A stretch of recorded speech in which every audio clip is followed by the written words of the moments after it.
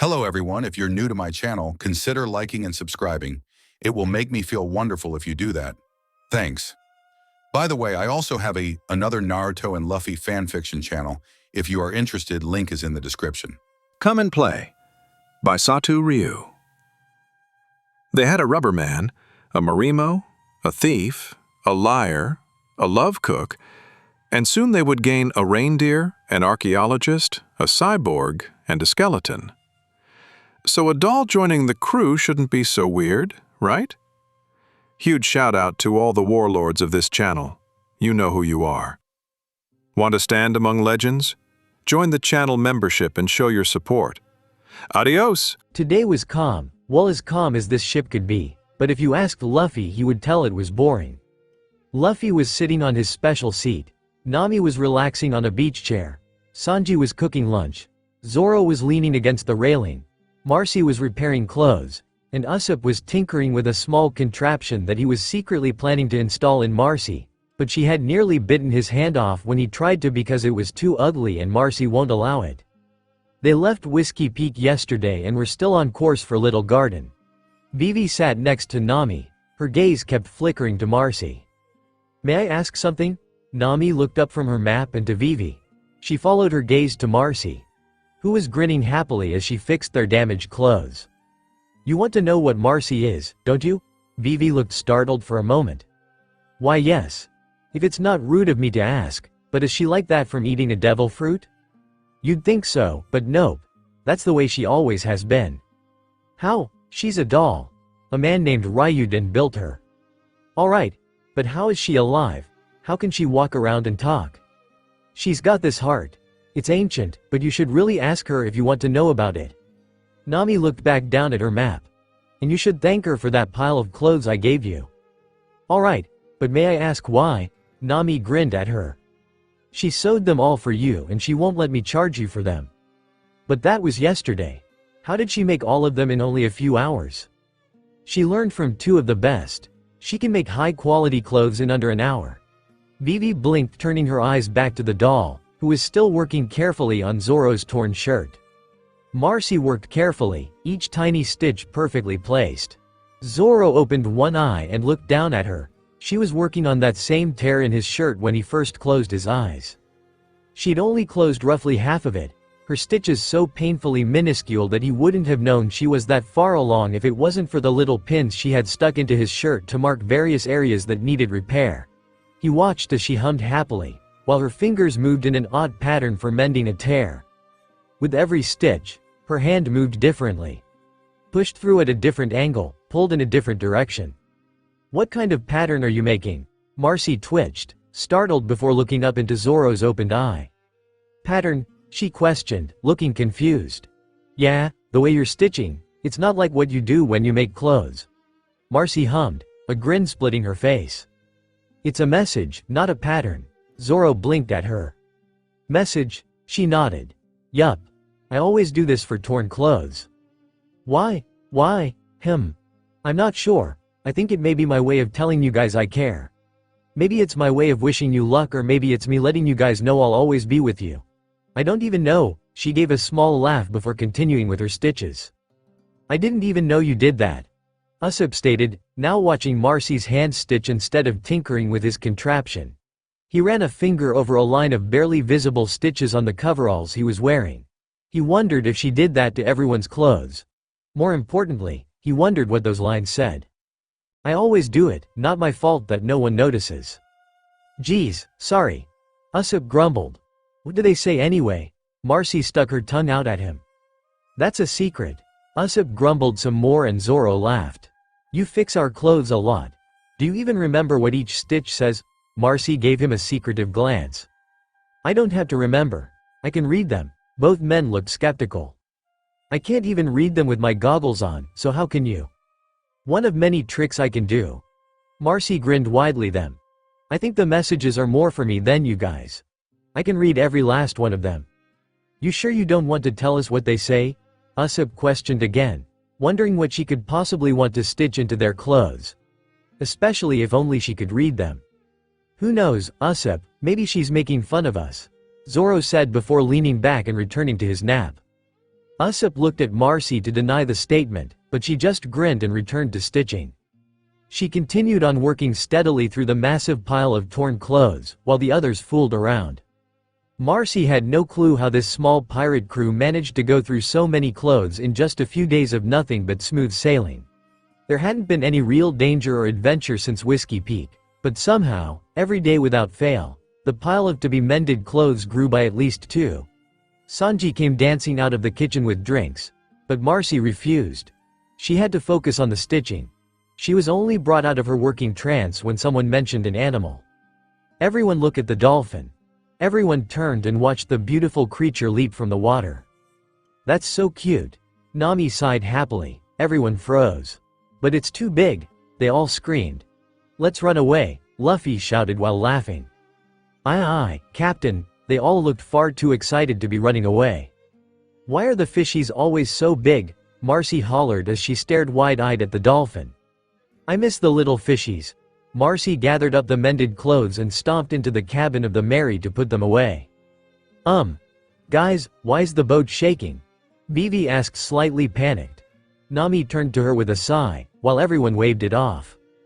"That's because of Marcy. Whenever she runs, jumps, stomps, or falls, Mary shakes. She can't be that heavy, she's 250 pounds. That much?" Nami nodded. "But that isn't enough to shake an entire ship. Mary's just a caravel. She's not a big ship. Marcy also doesn't know how to control her weight distribution," Zoro stated. Nami and Vivi blinked at him. "That's why the Mary shakes. Marcy puts all of her weight into every step and she uses more force than necessary to move her weight. Is that why she walks so heavy? It's a pretty big hindrance, especially in a fight. Opponents will hear her coming a mile away and she doesn't even have speed on her side. Just a lot of weight and force." Nami looked away from Zoro and out to sea. An island loomed in the distance, their destination more than likely. She stared at the island before raising the log pose. The needle pointed at the island. They sailed inland just as Marcy appeared from below deck again. "Oh pretty," she squealed, rushing to the railing to gaze at the trees. "Be careful. I'm worried about what Ms. All Sunday said," Vivi requested. "Will there be monsters here?" Usopp asked. Marcy grinned at him. "I hope so, I don't know." Sanji exhaled a swirling stream of smoke. "But we have to find more food because we didn't buy anything from the last town." "How come it's not as cute as its name?" Nami whined. "I think it's cute," Marcy stated with a huge grin. "You thought the Sea Kings were cute," Nami deadpanned. "They were," Marcy argued. "I've never seen these kinds of trees before." Nami turned away from the doll to examine the nearby plants. "Ignoring me does not make you the winner of this argument," Marcy shouted just before a strange cawing was heard. She watched amazed as the bird thing flew towards them. "What's that?" Nami demanded, scared. "You're so cute, Nami, don't worry. It's just a bird. And this place is just a normal forest." Sanji swooned, showering Nami with affection. "Is that a gecko?" Luffy questioned. "That's an awesome gecko." Marcy decided she was going to find a pet on this island. A volcano erupted and then a bloody tiger fell out of the forest. Marcy began to shake with excitement. She was going to find a really cool pet on this island. "I've decided that we will not go down there," Usopp said, as if people cared what he decided. "I'll stay here until the log pose records this island and then get out of here as soon as possible. We have to hurry and go to Alabasta. I'll go down there and find a cute pet to take." As she began to climb over the railing, Zoro grabbed her by the back of her neck. "No chance in hell. Besides, you'd probably bring back something that'd eat us in our sleep." Marcy stuck out her tongue at Zoro, attempting to wiggle free from his grasp. She settled on licking her pointer finger and jamming it in his ear. Zoro threw her to the deck of the ship, cursing as he wiggled his pinky finger in that same ear, hoping to clean out Marcy's spit. "Sanji, prepare a lunchbox," Luffy was shaking with excitement. "Lunchbox?" Sanji questioned, his eyes drifting back to the fighting doll and swordsman. He could feel his eyebrow twitching underneath his bangs. The only thing he could liken the scene to would be two children picking on each other because they like each other. His eyes narrowed for a moment before they softened again. It wasn't that. He had sat with Marcy one late night, just asking her questions about herself. Simple things mostly. He knew her favorite color changed frequently. She liked to read and draw but was shy about admitting it. She liked touching people because she liked the warmth from their skin, and that she couldn't safely experience strong emotions like anger, sorrow or love. They had seen what sorrow did to her. He could only imagine the price of the others. She confided in him that she was almost positive she would never feel love, at least to the extent that a human could. And that it made her sad because she just wanted to be human, and what was a human if they couldn't love? Yes. A pirate's lunchbox. I smell adventure. Sanji turned a blind eye to the two fighting childishly. He could ignore these small moments. After all, the small moments she gets to have with this crew are probably the closest she'll ever truly come to experiencing true love from someone who wasn't family. He closed the door to the galley behind him and went about preparing a lunchbox. Either way, she was happy, and what father could deny his child happiness, even if it did come from a shitty Marimo? Marcy sniffed the air. I smell bananas. Everyone stared at her. Does adventure smell like bananas? 'Cause that's all I smell.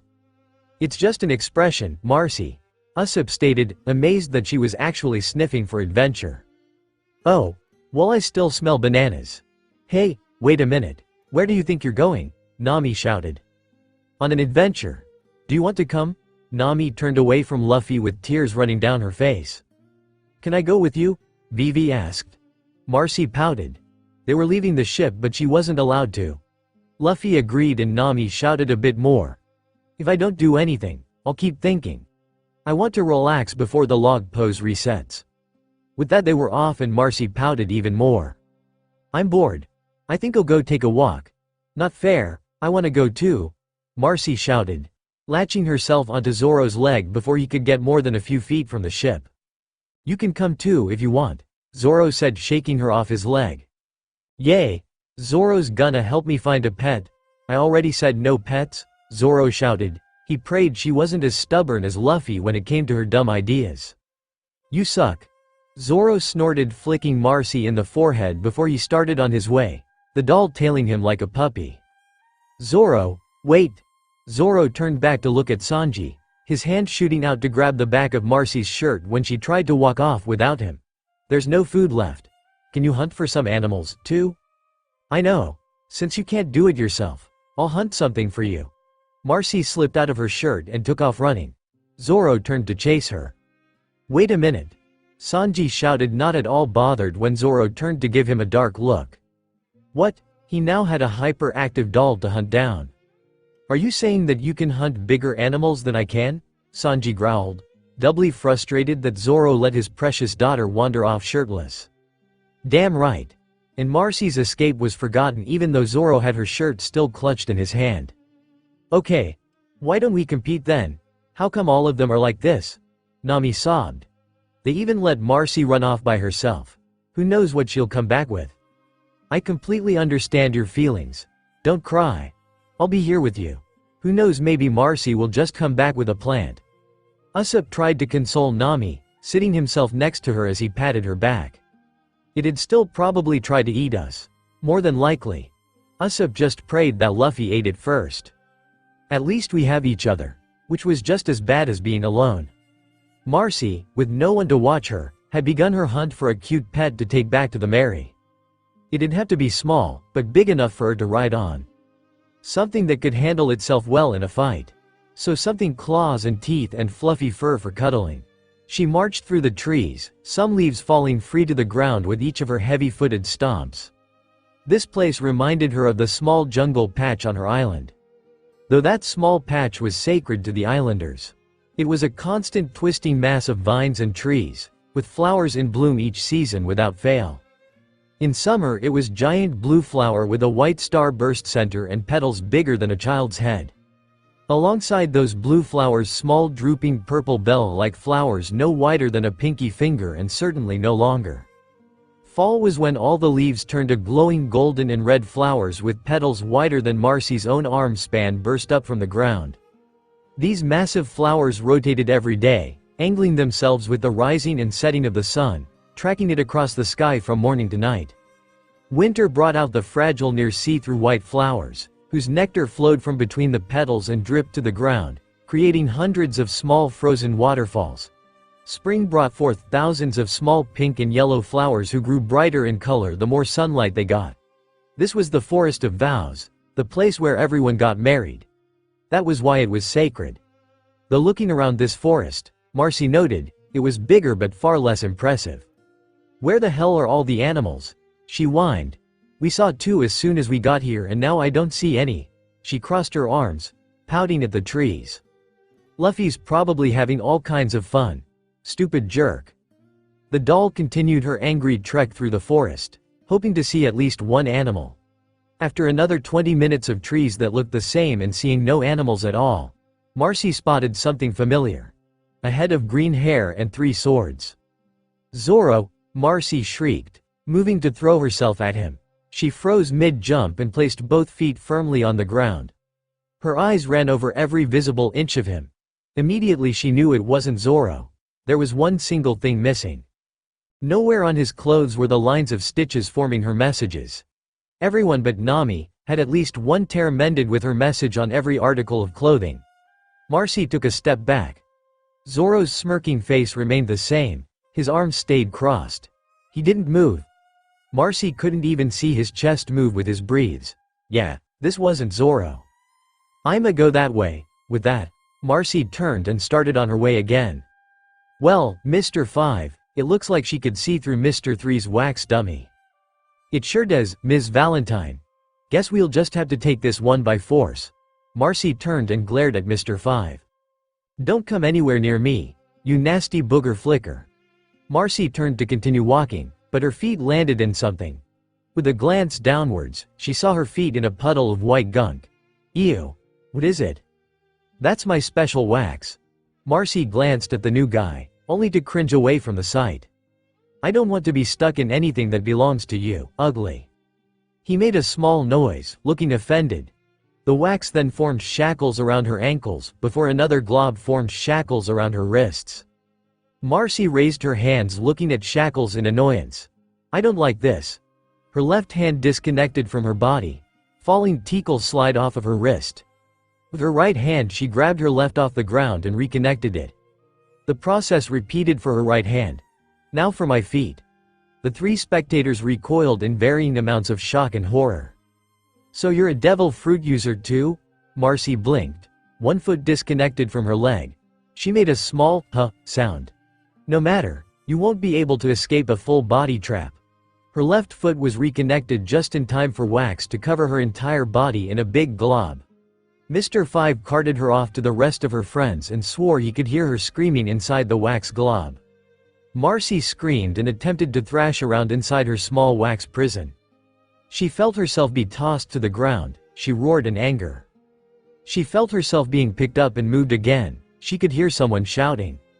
More than just one person. She could hear 2 at the least. It sounded like her name was said. Panic began to bubble in her stomach. Even if Marcy was a doll, she didn't like small places. She hated being confined. She couldn't stand it. In a spur-of-the-moment panic-driven decision, Marcy gnashed her teeth together, causing a small spark. With that spark she ignited the torrent of oil from her mouth. The flame burned and burned, melting through the wax directly in front of her face. With a panicked whine, she ran out of oil to burn. Nami, Zoro, and Vivi find themselves ankle-deep in an ugly wax cake. "There's something turning around over our heads," Nami observed. "I feel like a candle on a cake."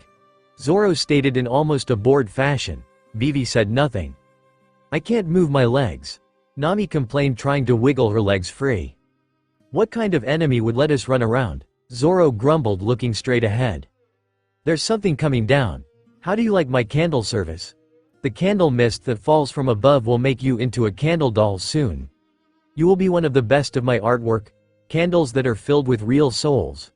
Just die for the sake of art." Zoro blinked and looked down near his feet. Between him and Nami a circle of wax had begun to bubble, almost like it was melting. "No way. Why'd I have to die for your work?" Nami turned to Bragi. "Mr. Bragi? Do something, don't stay still, otherwise you'll become a candle, too." Just moments after Bragi's hands and feet were pierced with the wax swords, a column of fire broke through the wax between Nami and Zoro. The 2 leaned away as far as they could until the flames came to an end. There was a steaming hole left in the wax between them. Nami stayed as far away from it as she could, while Zoro bent at the waist to peer into the hole. "Zoro, what was that?" Nami whimpered, looking at the hole in fright. After a moment, a smirk spread across Zoro's face. A small satin hand shot out of the hole. Nami screamed in fright, while Zoro grabbed the hand with his own. With his body twisted and bent in an awkward pose, he used whatever leverage he had and pulled the hand up. Slowly an arm followed, then a shoulder, followed by a head of black silk. Zoro tugged harder but to no avail. He released her hand and she wiggled about for a moment before her other arm was freed from the wax. "It's no good." The wax solidified again. Marcy grumbled, before resting her chin on the wax before her, while dirty satin fingers picked wax from silken black hair. "Marcy?" Nami blinked. "You were in there," Marcy hummed in response. "Quick, before we turn into wax dolls, use whatever you did to make that hole, and get us out of here." "Can't." Marcy looked up at Nami from the corner of her eye. "And why's that?" Tiredly, the doll wondered if their navigator ever lost her voice from how frequently she screamed. "I ran out making that hole. I don't carry much of that stuff with me anyway. I am flammable, you know." Nami turned away defeated, though not before trying to will Marcy to be stuffed back into the hole she crawled out of. "How's she still alive?" Mr. 3, the wax weirdo demanded. She was covered in wax for at least 10 minutes. More than enough time for her to suffocate. "Yeah, if she even breathed," Zoro stated before smirking down at her. "He put you in there 'cause you wouldn't shut up?" Marcy shrieked. "Nope," before punching him in the knee. Zoro grabbed a sheathed sword and brought it down on her head. Marcy whined at him.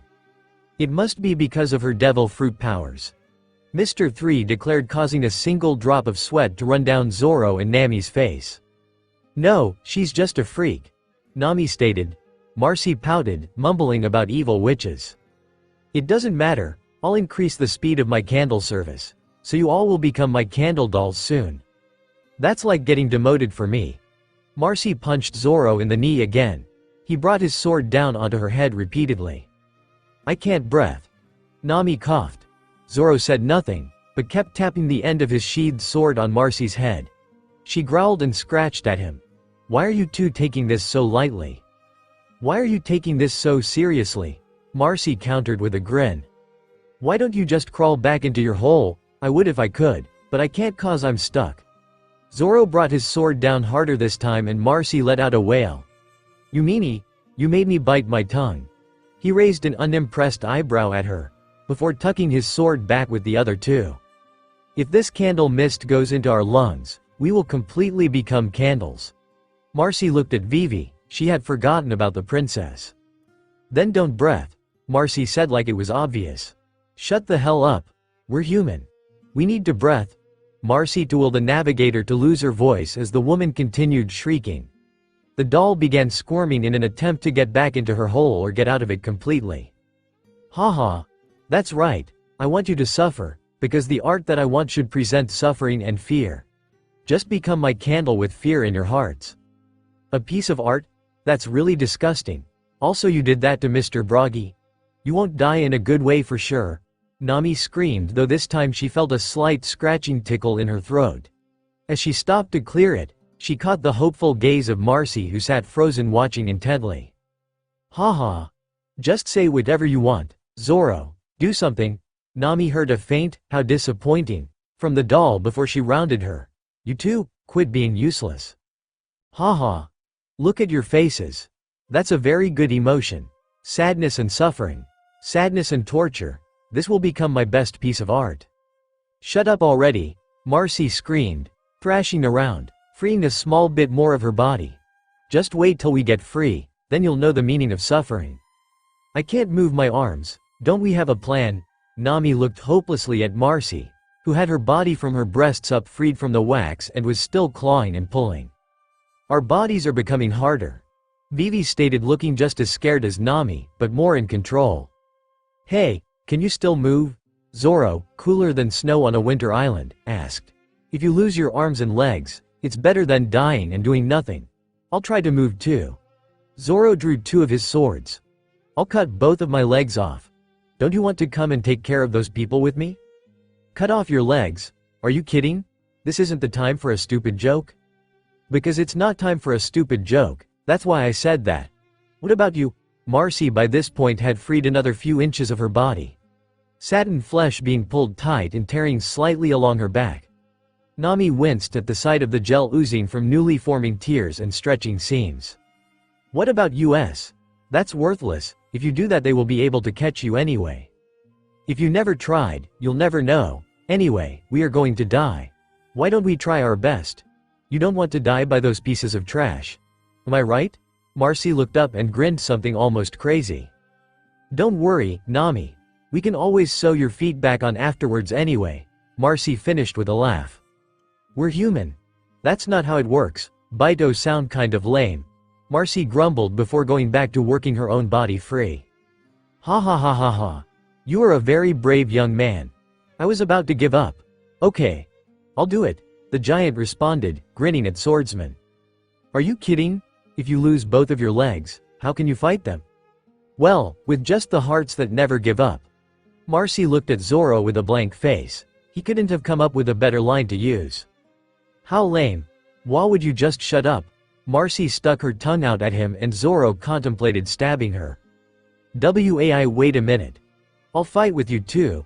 Vivi shouted, though some of her bravery fled her when the doll turned to shoot her a grin and a thumbs up. Okay. Vivi, hooray, for the princess, I'll make sure to sew your legs on very nicely, okay? That didn't make anyone feel any better about the whole thing. Let's do it. This is crazy. Zoro's swords went into motion. Marcy pulled with all her strength, and Bragi began pulling on his hand and feet. Luffy, Usopp, and Karu charged through the forest. Everyone stopped their attempt at freedom. And the three tripped. Dramatic entrance ruined, but at least they were there to save them. While they shouted about beating everyone up, Marcy looked down as she felt something warm and wet. Holy walnuts. Marcy moved as far away from Zoro's growing pool of blood as her waxy confines would allow. All of her body, but one leg from the hip down is free. She cringed as the blood began to run into the hole she had made. I can feel it soaking into my skin. Tears ran down her face and she wiggled harder, trying to get away. It's so nasty. There's a lot of blood coming out of your legs. Marcy wrapped her arms around Nami's thighs, since she could reach her now, and whimpered. That's right. I cut off about half of my legs. Zoro looked at the whimpering Marcy. It was just a little blood, nothing for her to be so dramatic about. What's wrong with you? Hey, you're almost out. Your blood's touching me. It's nasty, and you say that we're not in trouble. Nami cleared her throat again, fully ignoring the doll's hopeful eyes this time. Make it stop. Marcy moaned. Zoro ignored her. There was nothing he could do about it, and besides, it's just a little bit of blood. Anyway, can you destroy that pole, Luffy? I'll take care of the rest. Zoro asked, pretending he wasn't feeling the slightest bit dizzy from the pool of blood still growing around his legs. Sure. Luffy grinned. I won't allow you to do that. Luffy and the weirdo began their little battle, while Marcy continued to try to wiggle away from the blood. What are you doing? Nami demanded. In case we become candles, I'll have a nice pose. This is not the time for playing, Vivi pleaded. Can you do something with your legs? I feel pain whenever I look at them. Nami looked at the whimpering Marcy. And Marcy's freaking out over your blood. Then don't look. Zoro glanced at Marcy, thoughtful. Hey, can you stitch them for me? Marcy frowned, but nodded. Slowly she shifted towards him, cringing and whimpering when she was forced to seat her body in the pool of blood. By the way, your idea about cutting your legs and escaping was stupid. Marcy pulled the needle from behind her ear and a thread from her wrist, nodded her head in agreement to Nami's words. I cut my legs so I could fight them, not escape them. Zoro flinched in pain when Marcy began stitching his legs back together. That's even crazier. Shut up. Marcy's hands worked fast. Soon she was done with the first leg and had to stretch to reach his other leg. A slick-sounding pop echoed and Marcy froze. Her legs slid free of the wax. She ignored it for the moment to sew Zoro's other leg. Once that was done, she stood and just watched. It didn't look like there was anything for her to help with, so she waited and waited. Mr. 3 was sent flying. Luffy was caught in a trap. and Five and Valentine were chasing Usopp and Karu. Maybe I should help those two, she said to herself as she hopped down from her place on the cake. You could move this whole time, Nami shrieked, making the scary sharp-toothed face. Marcy nodded in the affirmative before running off after Usopp and Karu. Don't run off. Get us out of this thing. I'm gonna help Usopp and Ducky. See you later. Marcy vanished into the forest. Do you think she'll be okay? Nami asked. Of course. She'll do fine, Zoro said, not worried in the slightest. But you heard Gamma, she's never actually been in a serious fight. Doesn't matter. She'll have to fight sooner or later. Zoro smirked. Besides, Luffy wanted her on his crew for a reason. She's strong. Have some faith.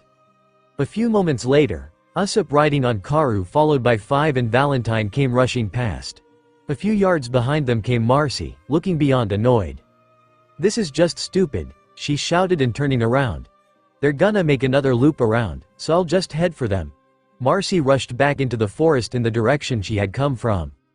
After only a moment, Marcy caught sight of Usopp on Karu. She ran faster. Move!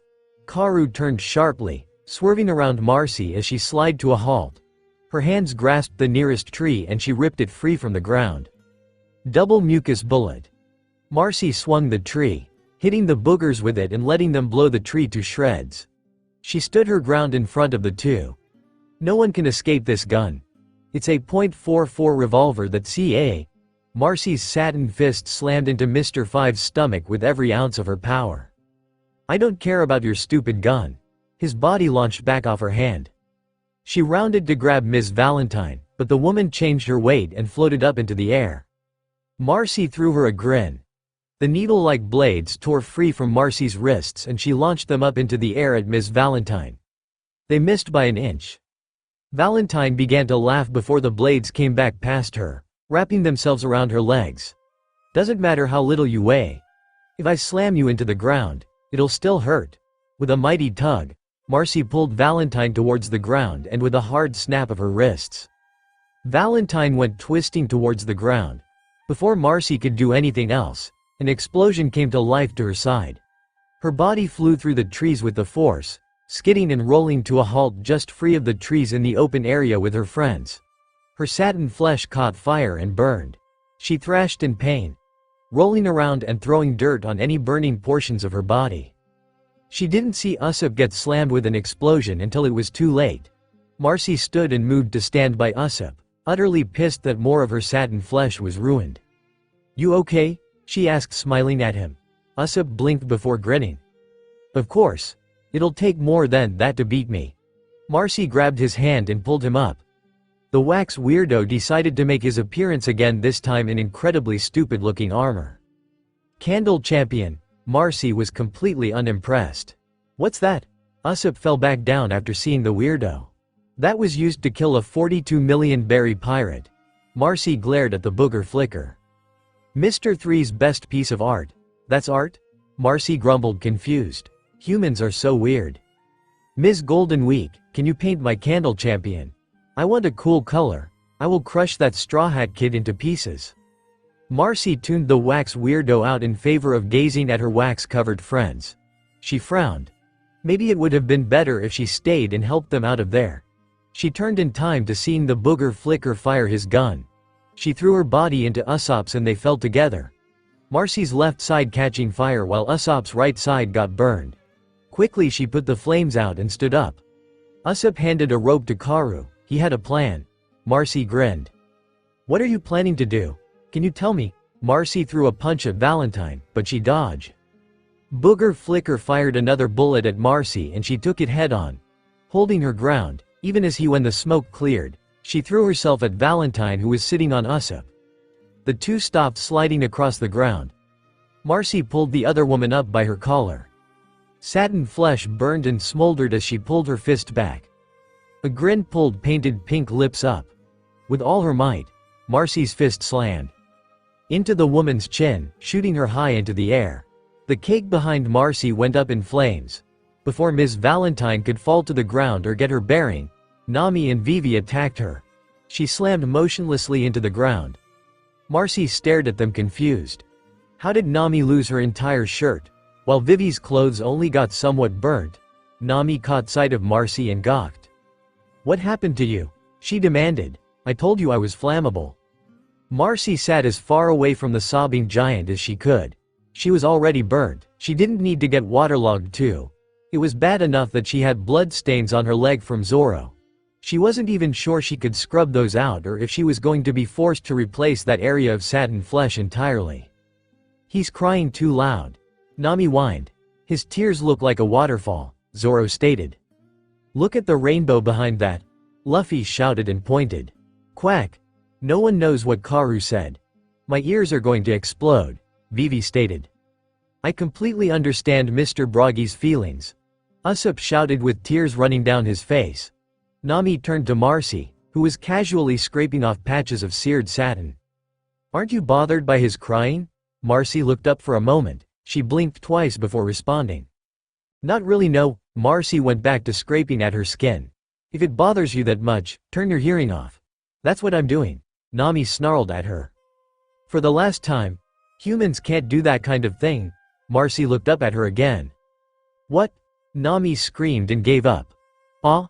Marcy screamed, pointing while her eyes went so wide that one, having been knocked loose from the fight, popped out. Dory had sat up. Apparently, he had survived the attack. Marcy nearly panicked. She was told the other giant was dead.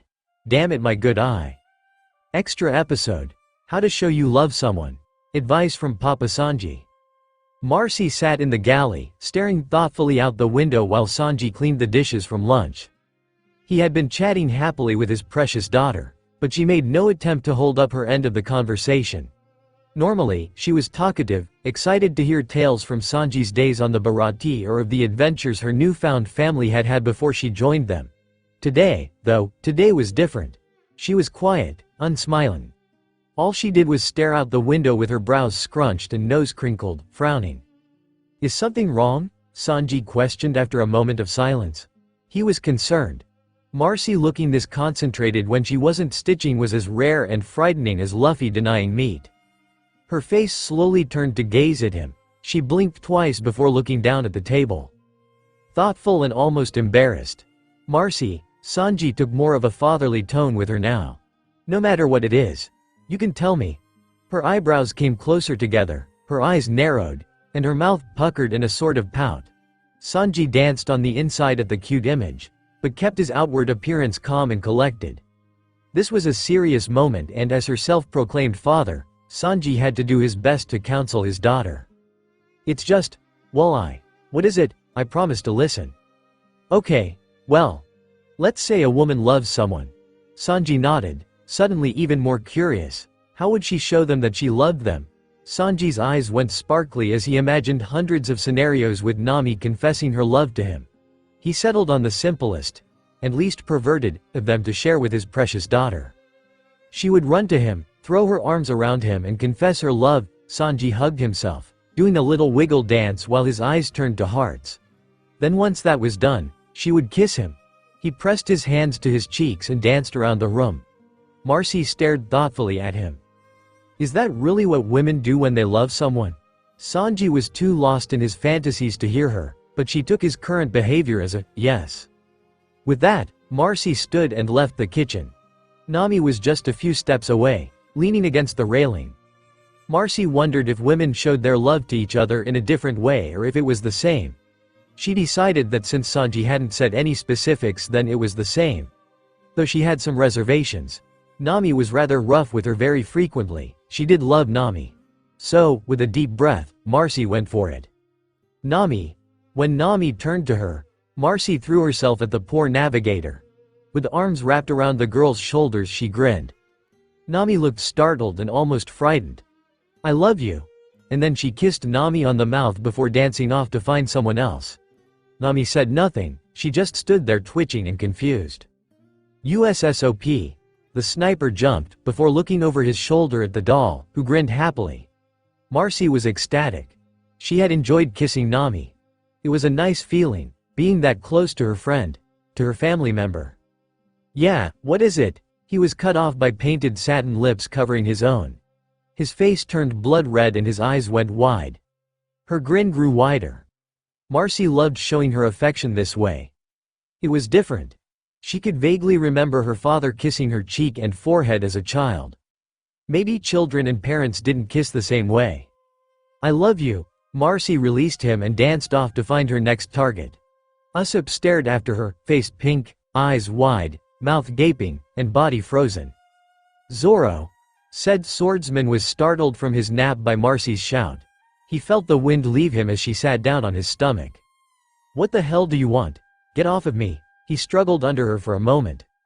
"No, I love you." Zoro froze, eyes going wide as he tried to cringe backwards. He began thrashing around harder. Marcy growled in annoyance, before slamming her mouth against his with enough force to leave a bruise. Zoro ceased all movement and laid there with a grimace on his face. He now felt dirty, like an old pervert or something. "The hell do you think you're doing to my daughter, you bastard?" Sanji roared as he advanced on the frozen swordsman. Marcy leapt up with a grin, before blinking. Everyone was gathered together. Nami looked at Marcy cautiously. Usopp's face was bright red and looked nervous. Sanji was screaming at Zoro, who screamed back, even though he was blushing. Then there was Luffy, who stood laughing at the whole situation. "Luffy!" Marcy charged at him, grabbing hold of him with a smile. What is it, Marcy?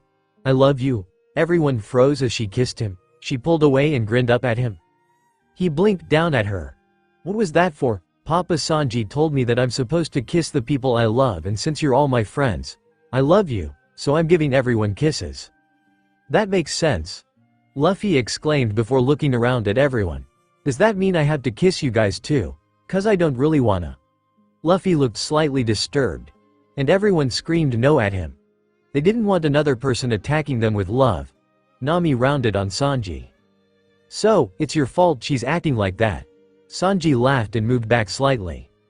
"My dearest Nami, I had no idea that's why she was asking me. If I had known, I never would have told her that. Why would I want my precious daughter to kiss a bunch of mongrels like them when she didn't even give me a kiss? What kind of father wants to kiss their daughter?" Usopp grumbled. "Pervert. I don't think you should be allowed to be her father anymore," Zoro stated, happy to have another reason to make fun of the cook. "And what do you mean by mongrels?" Nami snarled, looking at Sanji. "She kissed me too." Sanji froze dramatically. "I was the first one, actually." He fell to the ground as the color drained from his daughter's first kiss. Given to another woman. Even if it was a woman of such ravishing beauty. My precious daughter, tainted by a woman.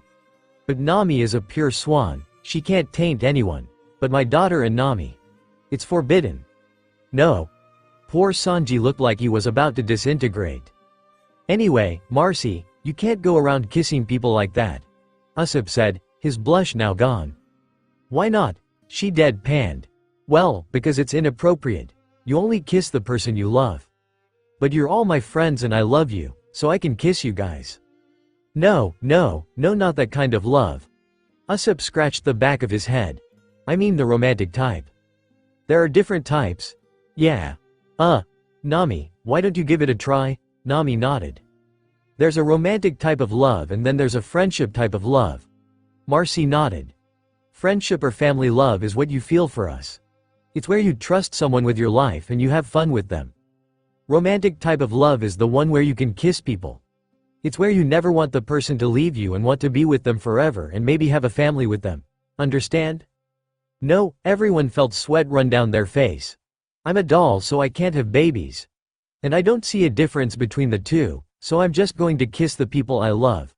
Sanji turned to dust and a breeze carried him off. "But, you." "No," Nami shouted and sputtered. "Relax, Nami, just let her do whatever she wants. This is pointless anyway." Zoro grumbled, rubbing at his slightly swollen mouth. A bruise had already begun to form. Marcy's love could probably be more frightening than Sanji's. But don't worry Nami, I won't kiss you anymore cause you don't like it and it makes Papa Sanji turn to dust." Marcy grinned.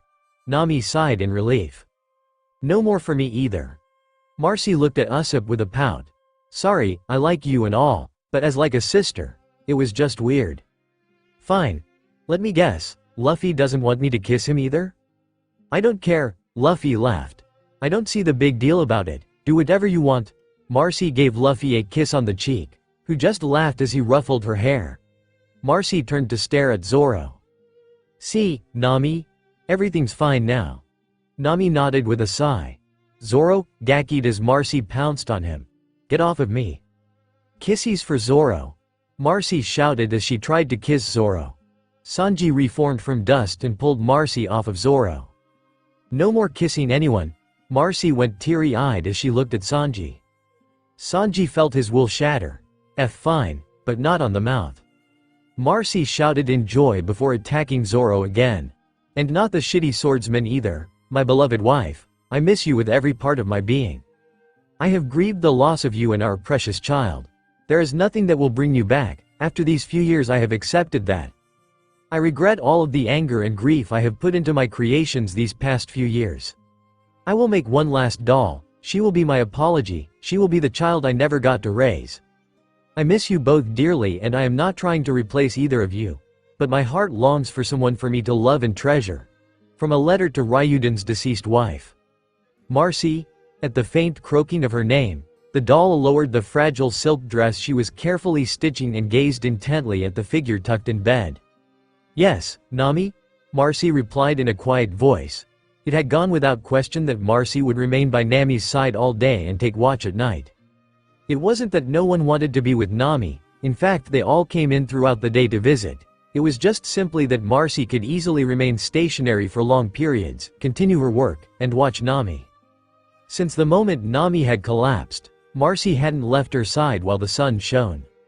The crew had questioned Marcy's demands to be allowed constant watch over their ill friend, but none of them could get a straight answer from the doll. She would simply smile, a tragic melancholy sort of tilt of her lips, and tell them that they were all so human. They didn't know what it really meant and they couldn't possibly guess what she meant either. As close as they all were, Marcy was still very much a mystery to them. She had moments where she seemed to act like another member of the crew almost entirely, then she would return to her usual mix of childish excitement and curiosity. Tell me something, please." Marcy folded the silk up and placed it on the table next to her. She had been behaving unusually adult-like since Nami fell ill, never leaving the woman's side and tending her needs before Nami herself knew she needed something. The fleeting moments of clarity that she had, Nami would remember that this behavior from the doll seemed practiced. Like their silken friend had tended to the ill many times before. She probably had. Marcy couldn't get sick, didn't need to sleep. The doll was a perfect caretaker for someone in such a dependent position. Like what? Marcy asked, her voice soft and pleasant like a mother soothing a child. Anything. Something from your childhood. Tell me a story please. It was the only thing Nami could think of. She truly wanted to know about Marcy's past. The doll rarely spoke of actual events from before they met. All the crew really knew was what had happened to her and her father and a few brief comments about the events in between. Vivi will scold me if I keep you awake with a story. Nami hated that melancholy smile her doll friend had been using so frequently. She was glad this time that it was slightly more amused than anything. Please, I don't want to go back to sleep just yet. Nami begged. Her feverish dreams were far from pleasant. She didn't want to return to them. Okay, one story, but then you better go back to sleep. Nami smiled, though it seemed more weary than happy. Marcy glared at the man sitting before her. A small baby was cradled in her arms, pulling her hair and drooling on her. The man laughed, his bright blue eyes hidden by skin pushed upward from his wide grin. His shoulder-length golden brown hair was pulled tightly into a ponytail at the base of his neck, though a few rebellious strands danced around his face. His skin was the color of caramel and if it were not for the wrinkles his wide smile created, his skin would have looked youthful and smooth.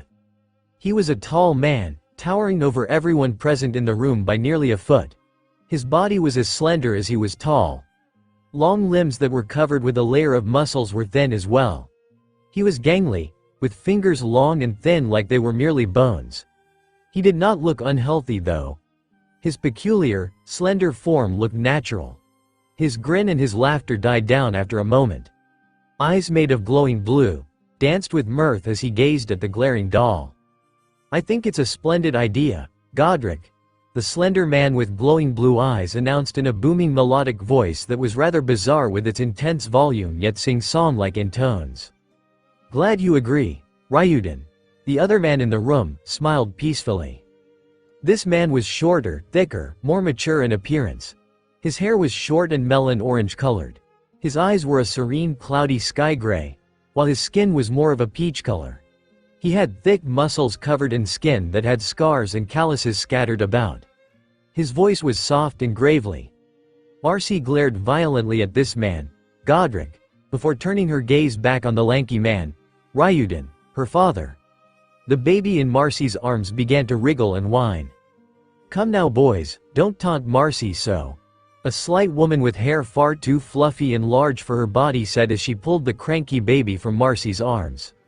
"She is so young, only 12 now, far too young to receive boy-related torment from her father and uncle." The woman had a regal tone to her voice and an air of a queen. Godric had returned from his trip with this woman on his arm and that baby in her womb. They claimed to have been wed on her homeland, but no one knew where she was from. She was a bizarre beauty. Her violet-colored hair was long and fluffy, not curly or frizzy, but fluffy like a sheep and soft as cotton tumbling down to her lower back. Her body was tiny, slender with sharp features and curves that were not exaggerated or large. Her eyes were what caught the most attention though. They were pure liquid gold in color, bright and rich. They danced with emotion and the color appeared to roll like waves around her pupils. "Don't be so serious, Marishka.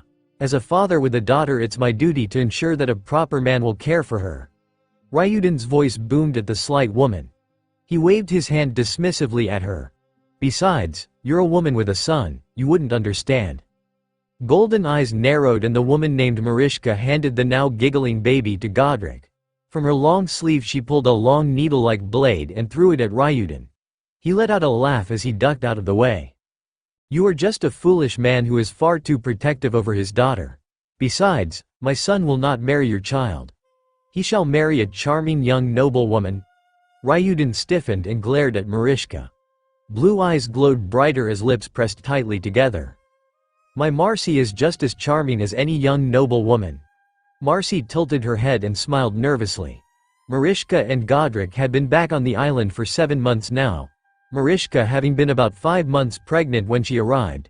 And every day Marcy had witnessed her father and Marishka engage in epic duels over nothing. Godric sighed as he moved himself from their line of fire into a seat next to Marcy. He rocked his child gently. "That is a foolish thing to say. Marcy is nothing like a lady. She is a child, and a vacant-minded one at that." Marcy hung her head in despair, though she could not disagree with Marishka. Godric patted her back in comfort. "Shut your mouth, you deranged ball of cotton.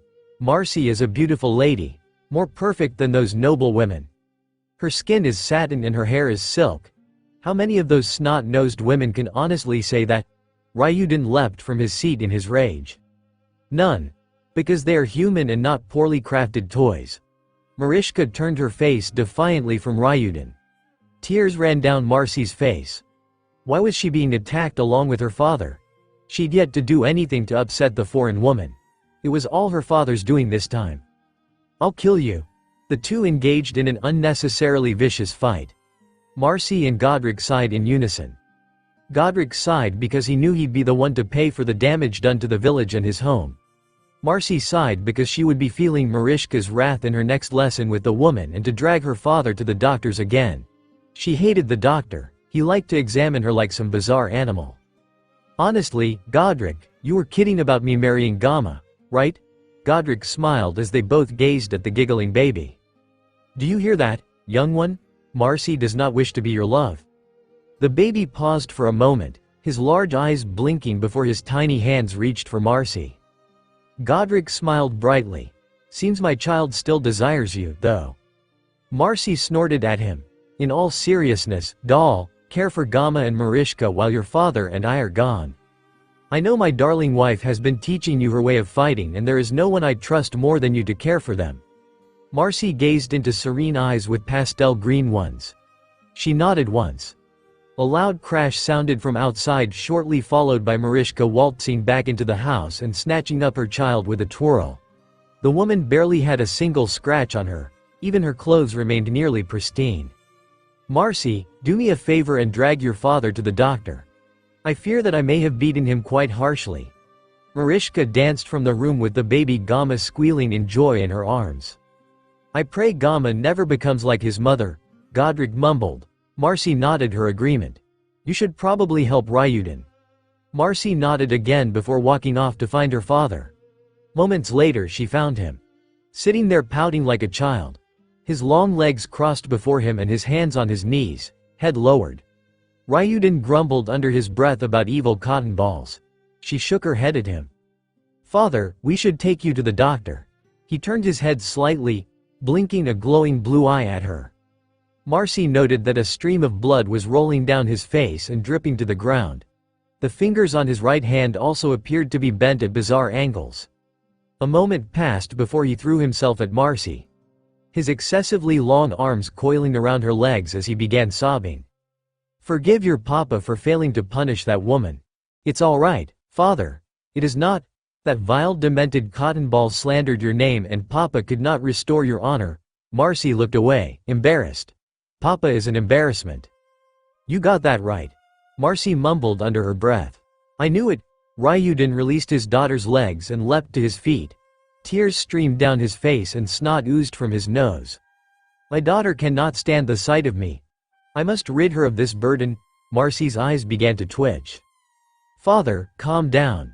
You're being psychotic again." Ryuden crumpled back to the ground. Father, are you all right?" He shook his head as a dark cloud of misery began forming over him. "Father, I don't know how to handle you when you're like this, so I'm just going to walk away. See you later." Ryuden let out a loud wail. "My daughter can't stand to be in my company either."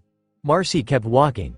She hadn't met very many humans, but she was positive that they all didn't act even remotely like this. Or maybe this was just how parents behaved towards their children. Mariska did it with baby Gamma often, though Godric never behaved this way. It was then that Ryuden sprinted past her with long fast strides. He was heading for the cliff. "Father, what are you doing now? I must throw myself into the ocean for being a failure of a father." "Oh, okay." Marcy kept walking at a calm pace. "Wait, what?" With thundering steps Marcy charged up the path after her father. She reached the cliff just in time to watch her father swan dive off. Marcy followed suit, both plummeting into the water below. Several moments later Godric stood in a small fishing boat, hauling up a large net. Out of the net fell both Marcy and Ryuden. He shook his head at his closest friend and niece. It was a wonder that this deranged man was a master beyond compare, capable of creating things more complex than anything else of this time. It was even more puzzling that this doll sprawled at the bottom of his boat was really anything amazing. Godric smiled at the two. He could clearly see that this doll would be great. It was obvious. How could a doll capable of walking, talking, and thinking not be great in some way? Nami smiled as Marcy finished her small story, then a thought struck her. "That baby in your story, that was the old man from your village." Marcy nodded with a crooked grin. "He looks the same now as he did then when he was a baby." Nami shuddered, "Must have been one ugly baby." "What happened to them? Mariska and Godric, I mean." Nami panted slightly, her eyelids tugging downwards. She desperately wanted to remain awake. She'd done nothing but sleep for the past day, and this was one of the few moments where Marcy was openly speaking about things from long ago. Nami needed to stay awake and listen. She wanted to understand her precious friend better. "My story was from 89 years ago. They were supposed to go on their voyage for the stone to my heart that year, but it was delayed by about 20 years. Godric went with my father. I assume he died by my father's side. If not, then he would have hunted down the man who killed my father and wouldn't have stopped until he or that man were dead. Since the report said that father died and nothing about Godric, Mariska left to find out what happened. I'm not sure if anything was ever heard from her." Nami's eyes slowly slid shut. Marcy smiled at the now asleep Nami.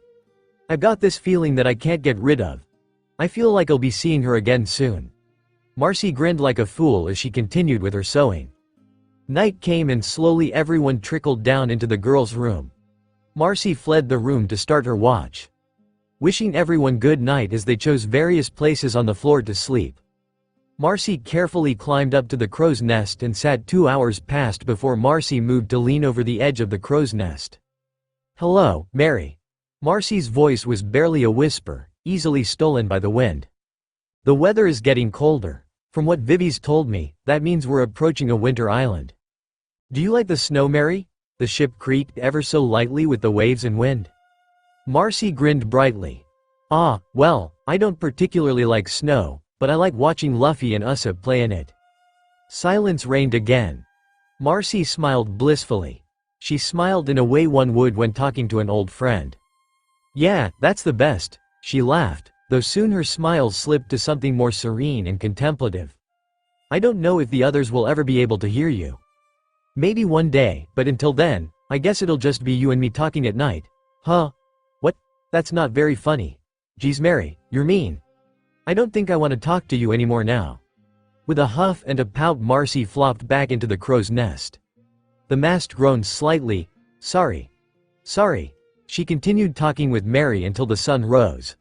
Snow began to fall just before Zoro emerged from below deck. He looked up into the sky as snow fell around him, frowning. "Good morning, Zoro," Marcy called as she scurried down the mast and over to the swordsman. She gazed at him as he frowned up into the sky. What's wrong?" "It's cold." Yes it is." When Zoro pulls his gaze from the sky to look at Marcy, he feels sweat run down his face. She was buttoning the final button of a raspberry-colored ankle-length winter coat. She had violet-colored gloves, scarf, and knit cap on her body as well. Her feet were covered with knee-high, fur-lined black boots. He blinked at her and she blinked back. "What? When did you? How did you?" "A minute ago. I put them on like a normal person. Do you need me to show you?" Zoro glared at her before heading for the guy's room, grumbling about finding his coat. "You won't find it. I used it for scrap to make a better one." Marcy turned and made her way into the girl's room. Zoro followed, shivering. Once inside the room, they found Sanji and Vivi pulling on coats, gloves and scarves. Vivi saw them first. "Good morning, Mr. Bushido, Marcy." She finished wrapping her scarf. "Arunu for making these, Marcy. You really are a great seamstress." Vivi blinked confused as she was met with the sight of Marcy's back. The doll seemingly was ignoring her as she all but forced a protesting Zoro into a coat. Vivi turned to Sanji. "Did I offend her?" "Of course not. Marcy's just a bit shy." In that moment, Zoro began yelling at Marcy. Instead of yelling back, Marcy grabbed hold of Zoro's hood and sewed it shut over his head. She fled the room just moments before Zoro tore the hood off and rushed out after her. Sanji trampled Usopp and Luffy in his hurry to chase down Zoro for threatening his daughter. Marcy had been sitting there for hours, calmly sewing away at the same beautiful silk dress from the day before. The doll had not moved, spoken, blinked or even breathed since she began working on that dress. For a moment Vivi was almost worried that the doll had died. Then she remembered that Marcy was a doll and couldn't simply die, so she thought Marcy's heart had burned out. Vivi had been about to tell Usopp when she noticed movement. The only movement Marcy was making. Her fingers were moving rapidly in tiny motions. Looping a needle rapidly through flowing silk, though it seemed to take nearly a minute for half an inch's worth of seam to be closed.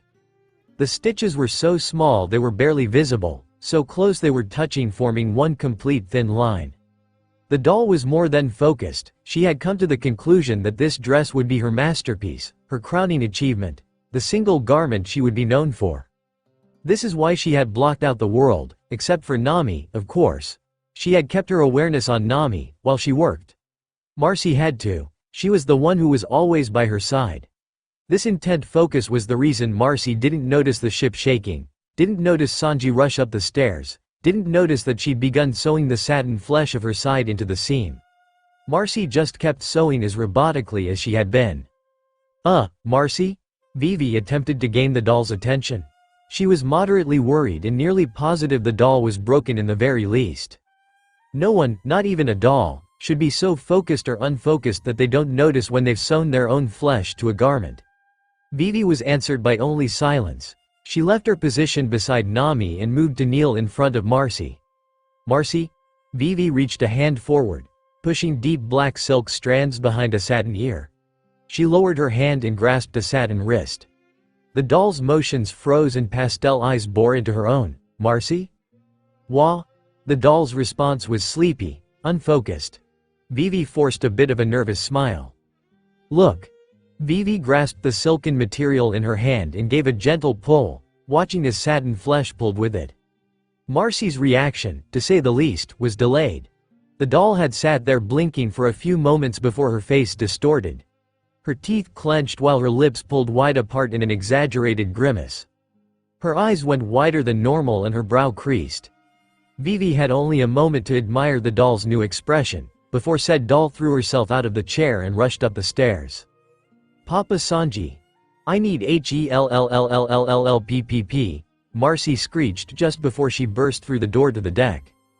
"Papa Sanji. She was cut off by a bullet tearing through her unfinished masterpiece and lodging into her marble spine.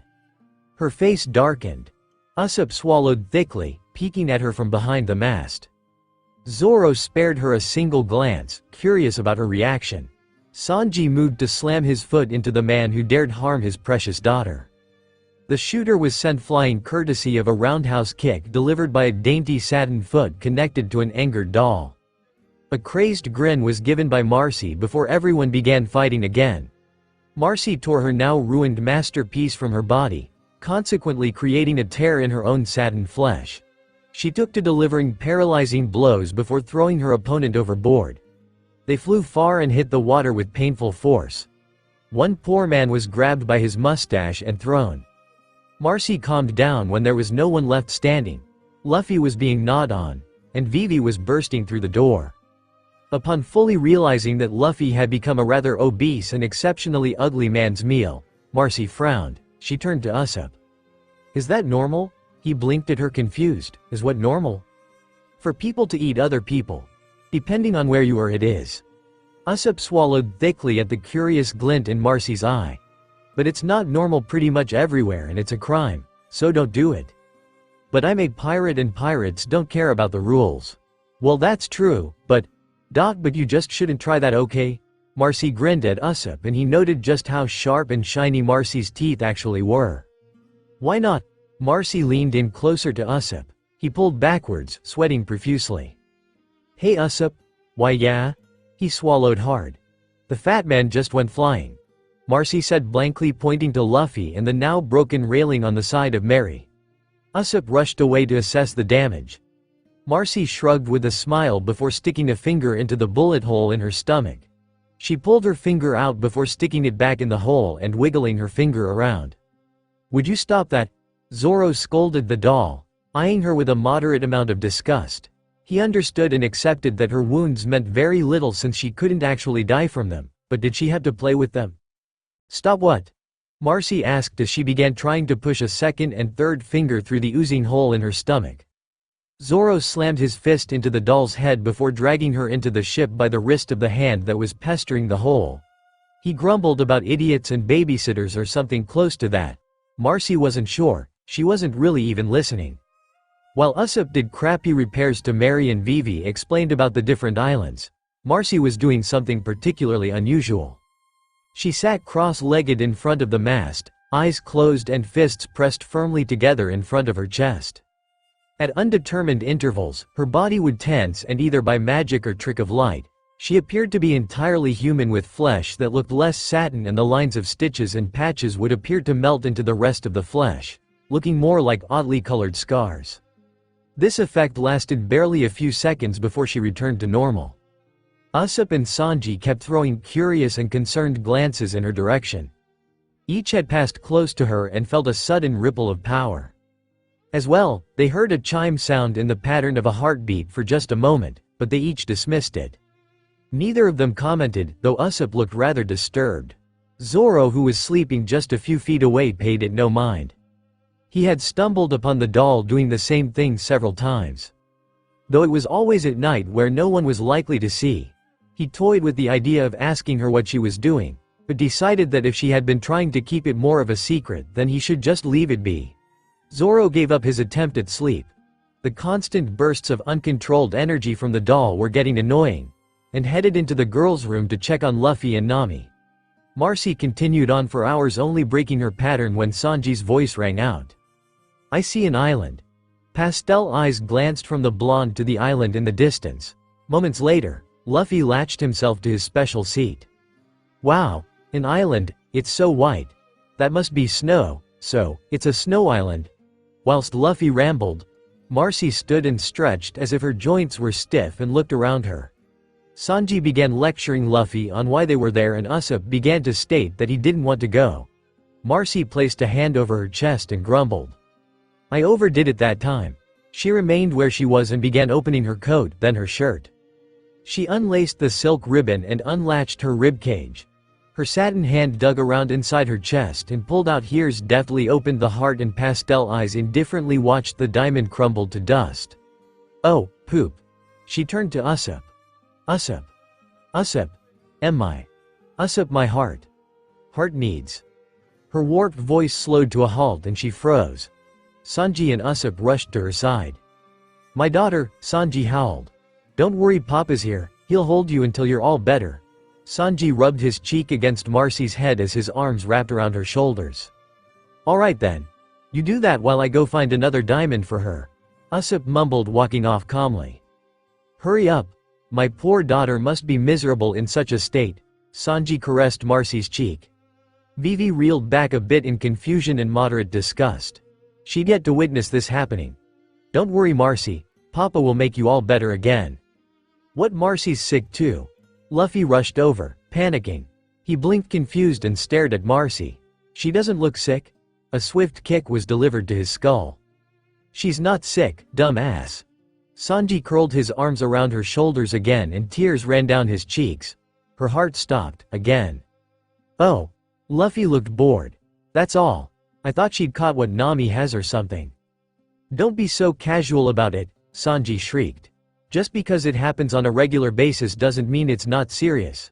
Who knows what kind of agony she could be in right now? Luffy's eyes went wide. Does hugging her like this help?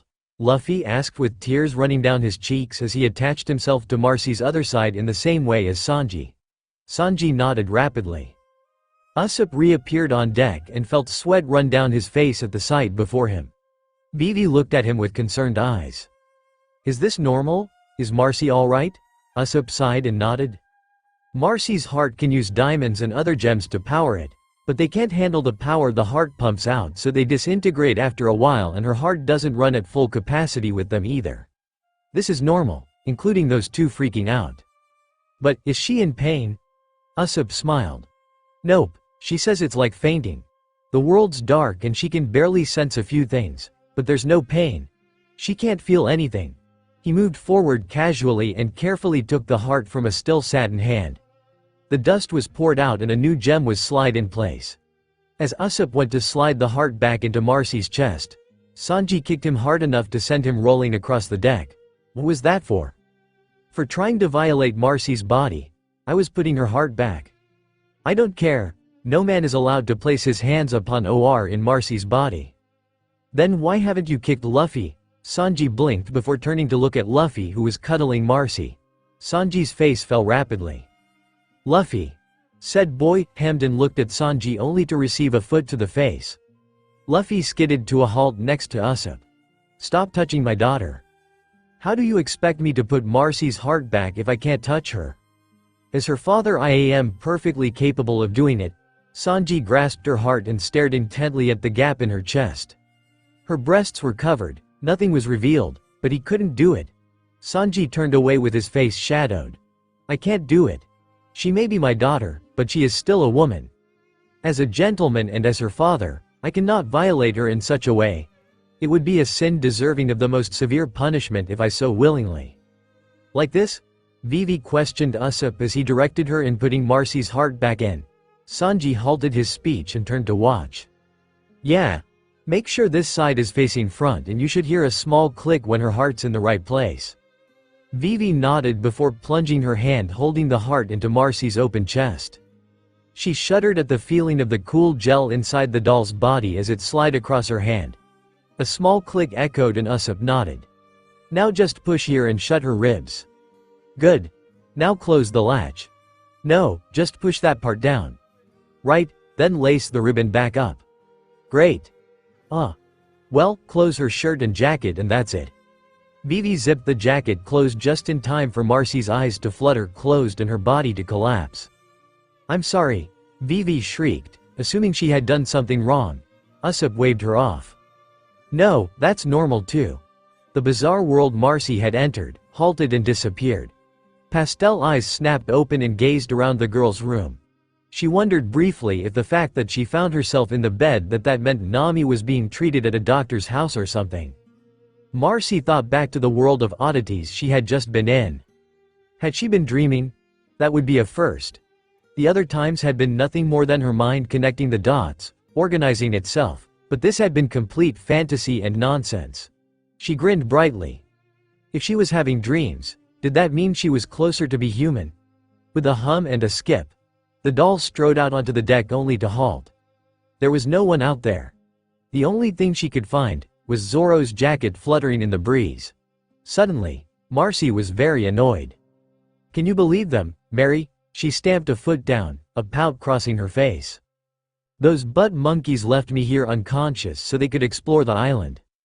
They didn't even leave someone to watch you or me." Marcy was too peeved to hear the Mary's quiet response. "Well, screw them with rusty screwdrivers. I'ma explore too." Marcy leapt from the deck and onto shore. "See y'all later, Mary." She rushed off at full speed, not once even noticing the Karu popsicle in the water beside the Mary. She ran for a while, pausing to gaze at the snow-covered scenery. "Where should I go?" she grumbled. Looking around curiously, she spotted a very tall mountain. "I'll go there." With that proclamation, Marcy charged forward, a happy grin on her face. She ran and ran, the snow-covered world around her blurring together into dancing white swirls and twists. Marcy laughed and ran faster. The cold bit at her skin. Frost began to build on her cheeks, ears, and nose. She kept running, happy and free, enjoying the beautiful chilled existence around her. She paused once to spin happily among tall pine trees.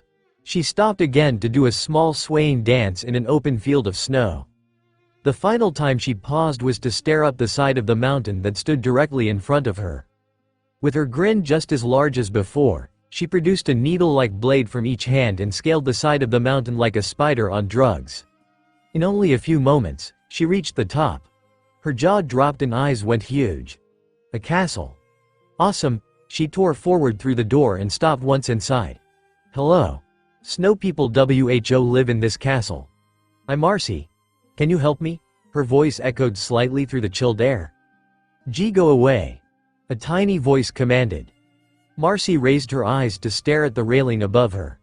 A tiny animal-like figure had half of its face hide behind the railing as it stared down at her. "I don't want to." The creature's jaw dropped. "I need help." "Why should I help you, stupid human?" Marcy blinked stupidly at the creature. "Because I would appreciate it. I don't care what you want, human, now go away." "No, and stop calling me human. I'm a doll, damn it." The creature peeked entirely out from behind the railing. "A doll? Yup. Made of fabric and stone." The creature stared at her intently for a moment. "Gia. A possessed doll." The creature took off running and Marcy charged after it. "Wait, no, you're going to curse me, I know it." "Why would I do that?" Marcy lunged at the creature, easily capturing it in her arms. "Stop wriggling. I just want you to help me." The little thing continued to wriggle and scream in Marcy's arms, but she refused to let it go. "If you keep struggling I will curse you." The thing fell limp in her arms, tears running down its face just as a battle axe lodged in the wall in front of Marcy's face. "And just what do you think you're doing to my reindeer, girl?" Marcy's eyes went wide and sparkly. That's what I said, isn't it?" Marcy nodded, looking over at the woman who threw the axe. "You can hear. That's good. Now, tell me, what do you want?" "I'm looking for my friends." Marcy still held onto the wide-eyed shivering and crying reindeer. "One of them is really sick and I'm kinda worried." The old woman grinned. "That sick friend of yours a girl with orange hair?" Yup. "That's Nami. Follow me then." She turned and began walking away. Marcy blinked. For an old lady, she sure did have a SXY body. She wondered if Sanji would flirt with her or not. Her green eyes traveled back to the woman's face. Probably not. Marcy was saddened to say the least, not by Nami, no. Nami was fine, making a rapid recovery though she was asleep when Dr. Kureha led Marcy to the room. What made her sad was the state of Sanji and Luffy. Both looked to have been through hell and Dr. Kureha had confirmed that it was in order to get Nami up here safely. Rather quickly Marcy's mood soured. She had been passed out on the Going Merry while her friends risked their lives to help Nami. She'd been proving herself to be rather useless as of late. She wasn't sure when she had begun to doubt herself so much, but she had never truly cared before Luffy and his crew showed up. Even during Marishka's harsh training, Marcy had never really cared how much progress she made or how quickly. Now seemed to be an entirely different story. She felt weak and inferior. With a slight facial tic, Marcy's smile widened and she began drowning her mind in happy thoughts, though on occasion a dark one seeped into the mix. The wise doctor sitting across from her didn't miss this and she grinned. "Tell me, doll, who built you?" Marcy threw Dr. Kureha a large, proud grin. "Ryuden." The older woman let out a cackle. "I should have figured that fool made you," Marcy growled at the woman. "Calm down, doll. I was only stating the truth." Ryuden was a fool searching for something he didn't understand. "What's not to understand? He wanted to make me human." Marcy mumbled as the older woman took a long gulp from a bottle. She assumed it was alcohol of some type. "That's not what I meant. That heart of yours, he didn't have the slightest clue about how it worked." Marcy's eyes narrowed. "And you do?" The woman laughed again before taking a large gulp of whatever the hell she was drinking. "Of course not." She slammed the bottle onto the table. "I'm a doctor, not an archaeologist, but I did a little research on it after I heard Ryuden and Ro raving about bringing inanimate objects to life." "You heard them? Does that mean you met my father?" Dr. Kureha grinned, but it lacked mirth. It was almost tragic. "Indeed I did. I met him and Ro on their quest for that heart of yours." "Who's Ro?" Dr. Kureha took another long gulp from her bottle. "Let me tell you a little story, doll. You probably won't like it, but shut up and listen anyway." Dr. Kureha held the bottle loosely by its neck as she leaned back in her chair, tilting it back onto two legs. "I was about 20 at the time when two idiots were pulled from the ocean. Luckiest bunch of dumb asses on the Grand Line. Apparently their ship was swallowed by a giant sea king, not sure how they survived, but they did. Barely alive and incredibly delirious. For a while I thought they were just sharing the same delusion, but when they got better they continued on with their nonsense about some artifact and 3 stones that could give life to objects. It took them 4 months to fully recover and acquire a new ship and crew, but in that time I learned a good bit about their goal. Ro knew the exact location to the artifact and stones. All he wanted was to be the one to prove them to be real and not just legends. Ryuden could care less about the fame. He wanted to use them to bring his daughter back. At that, Kureha gave Marcy a pointed look. They left and my interest was piqued ever so slightly. Something that could give artificial life would interest any doctor. She tipped her head back and drank deeply from her bottle. What did you find out?" Marcy had never felt anxiety to the point that she felt, how did humans put it, nauseous. "Next to nothing." Kureha shook her head. "The only new information I found was that the artifact was a set of 3. The one they were looking for is the one that can give life if all 3 stones are powering it. There wasn't much on the other 2, but from what I could find they were required to make the object truly alive. The one you've got, the heart, when working to its fullest makes the object as physically alive as possible. So then the other 2 pieces aren't necessary." A scalpel was lodged in the table, puncturing clean through Marcy's hand. "I told you to shut up and listen, didn't I?" Marcy nodded, wide-eyed and shivering. Old women were scary. "Good. Now, to put it simply, the heart makes you alive, but not human." Kureha held a second scalpel up in a threatening manner. Marcy's mouth snapped shut. "You're a doll. You'll always be a doll. You will never be a human, but you can come close. You need all of the parts, no exceptions." Marcy began to speak again, but suddenly the light decided to gleam off of the shiny silver scalpel and Marcy's words died in her throat. "The heart will make you as close to human as physically possible, and I'm assuming the other 2 deal with your emotions and mental state." "There is nothing wrong with my mental state or emotions. They're perfectly normal," Marcy argued, pulling the first scalpel from her hand. "That was going to need stitching later." "Bullshit. You lack a full range of emotions as well as the capability to handle them. Kureha barked, snatching the scalpel from the doll. No, I have all the same emotions as everyone else and I can handle them just fine. Kureha leaned forward, something gleaming in her eyes. So tell me then, have you ever felt despair? Yes, when I found out that Ryuden died. And what happened when you found that out? Saddened realization appeared in the doll's pastel eyes. I relived the same day for over 50 years. Kureha threw her a knowing smile. What happened the last time you were angered? Only one event came to mind. The red-tinted image of Marcy's own satin hands breaking Marishka's arm. Marcy closed her eyes and willed the memory to go away, but it stayed and ate through her mind, plaguing her with regret. Marcy winced when the agonized scream of her aunt echoed in her ears. She took a shuddering breath as the sight of terrified gold eyes stared at her while her mouth screamed for Godric. A glance at Kureha's face told Marcy that the old doctor already had a vague idea of what was playing through Marcy's head. Emotions are powerful. As a doll, you were not made to feel such things. You were born emotionless as you were meant to be. You naturally lack the ability to process and cope with them.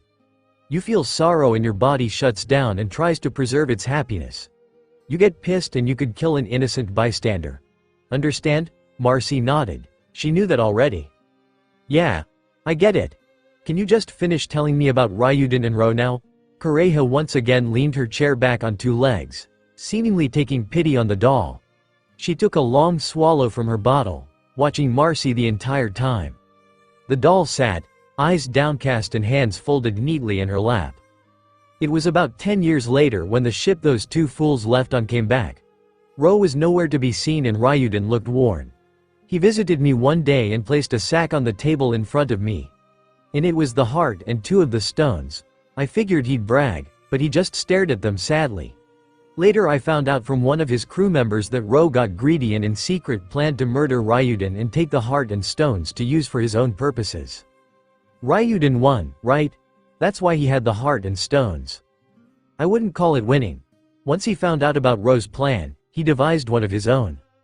He got Ro to tell him the location of the final stone, then while exploring an uncharted island, Ryuden shattered Ro's lower spine and left him there with enough supplies to survive. Marcy's eyes went wide. Horror and disgust filled her senses. She had never thought her father capable of doing anything even remotely cruel, but what Dr. Kureha had just said was barbaric. A desperate human is capable of many horrors. A desperate parent is capable of even more. How could he do that to his friend? But Marcy already knew how someone could do that. You forget that Ro planned to kill Ryuden and they weren't friends. They were brothers. Rock's brother. How could he just leave his brother to die like that? Tears rolled free from Marcy's eyes. Ro didn't die. When I was about 50, Ryuden and a man named Godric came by. They were going after the final stone as well as to check on Ro. Ryuden didn't want him dead, but he wasn't going to let him get in the way.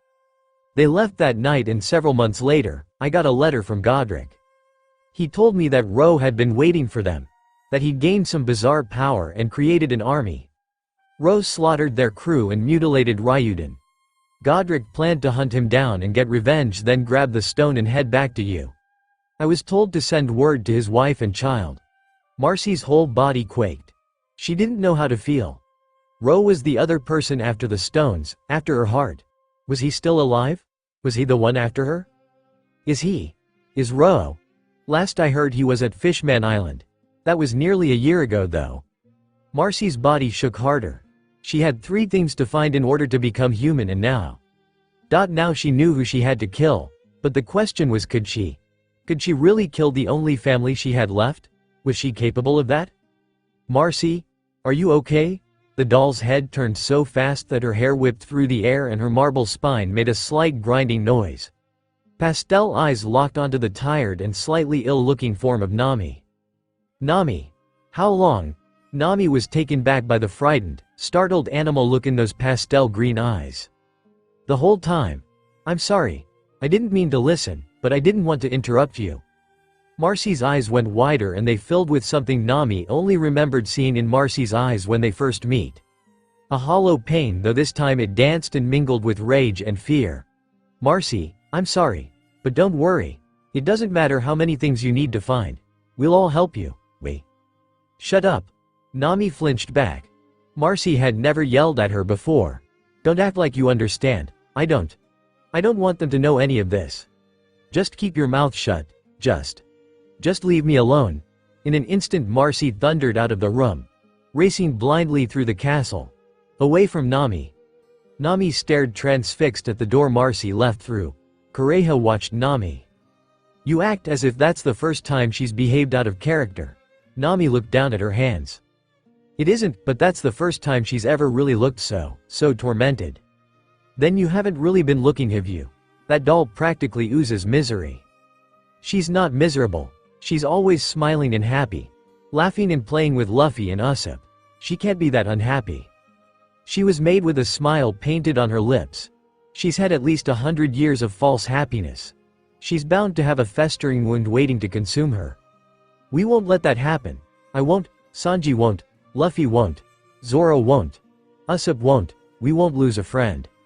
She's a danger. The longer she runs around with emotions she can't control or understand, the worse she'll get. We're her friends. We don't care how dangerous she is. We'll help her. That's all that matters. And what happens when she gets angry? When she loses control and attacks you?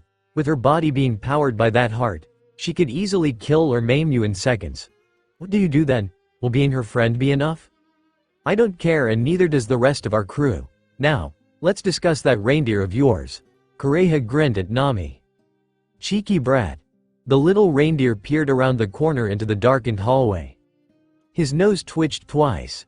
He stared intently at the doll sitting against the wall with her knees pulled to her chest.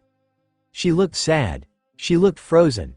The reindeer swallowed thickly and took 2 cautious steps forward before freezing. He waited, and when she showed no signs of moving, he took another 2 steps forward. Again he waited, and again she made no movements. 2 more steps and the little reindeer found himself within arm's reach of the doll. She still didn't move. She didn't breathe either. She's not breathing, and I don't hear a heartbeat. He inched ever so slightly closer. She's not even moving. Another inch forward and he lifted his little hoof to touch her. Maybe she's ill or hurt. His hoof hovered an inch over her coat-covered arm. If she is, I won't be able to help her though. She looks human, but she's a doll. Dolls don't get the same medical treatment, do they? I'm fine. The reindeer let out a loud shriek and scrambled back behind the wall, hiding backwards again. The doll turned her pastel eyes to him, her head turning slowly, robotically. The reindeer panicked just a bit more at that sight. Her cracked eye was terrifying. I am sorry. I saw you sitting there and you weren't breathing, and I couldn't hear your heart, so I thought maybe you were hurt. But I can see that you aren't, so I can go if you want. The doll blinked at him. It took her a moment to sort through the jumble of words the reindeer had just spat out. I'm a doll. I don't breathe. The reindeer blinked, moving from behind the wall and inching a little closer to Marcy again. Oh, so you don't have a heartbeat either, then? Marcy shook her head in the negative. The reindeer tilted his head, confused. You do? But I didn't hear anything. He looked up in a thoughtful manner. It's not something you can really hear. Marcy motioned him closer, an inch by tiny inch. He came closer to the doll. She patted the ground next to her, and carefully the reindeer dropped to a seated position, watching her intently. Marcy held out a smooth satin hand, and with a moment's hesitation he placed his tiny hoof into her hand. At first, he felt nothing, but slowly a humming penetrated into his hoof and up his arm. It tingled and writhed through his body. A small tickling sensation danced across the roots of his fur, making some of it stand on end. It was pleasant and enjoyable. Chopper's eyes eased close while he focused on the hum. Like this, with his hoof in her hand, Chopper slowly began to hear a soft melody. It was peaceful and calm. No, wait, the melody was tragic and pained. No, it was changing again. Now it played something joyful and giddy. The melody was a twirling dance of emotions, each getting a chance in the spotlight and occasionally sharing that light with another emotion or two.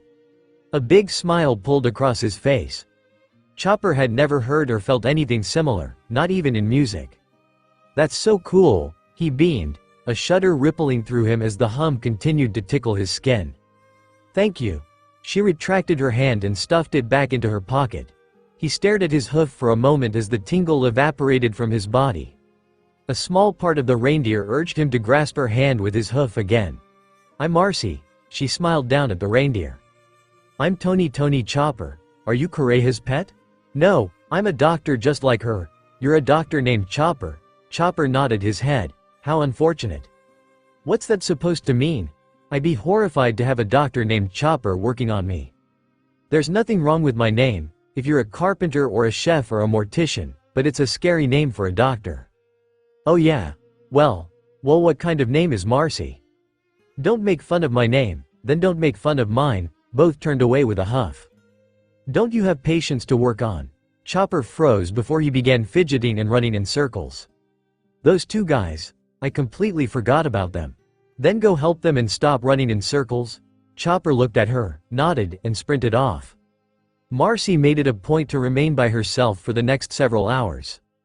She wandered aimlessly through halls and rooms, carefully avoiding Chopper and Kureha along with the now awake and rowdy members of her crew. Twice she'd nearly walked off of a balcony because she had been so absorbed in her own thoughts. 4 times she'd been shocked back to reality by walking straight into a freezing cold wall. This particular had come back to reality mid-free fall from a balcony on one of the higher floors. Marcy turned herself in the air, allowing her to face the sky.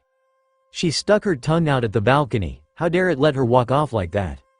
A shock wave rippled through the snow-covered ground, tossing white flakes high into the air. Marcy laid in her indent, arms and legs splayed out. With a bored sigh, Marcy stood and meandered back into the castle.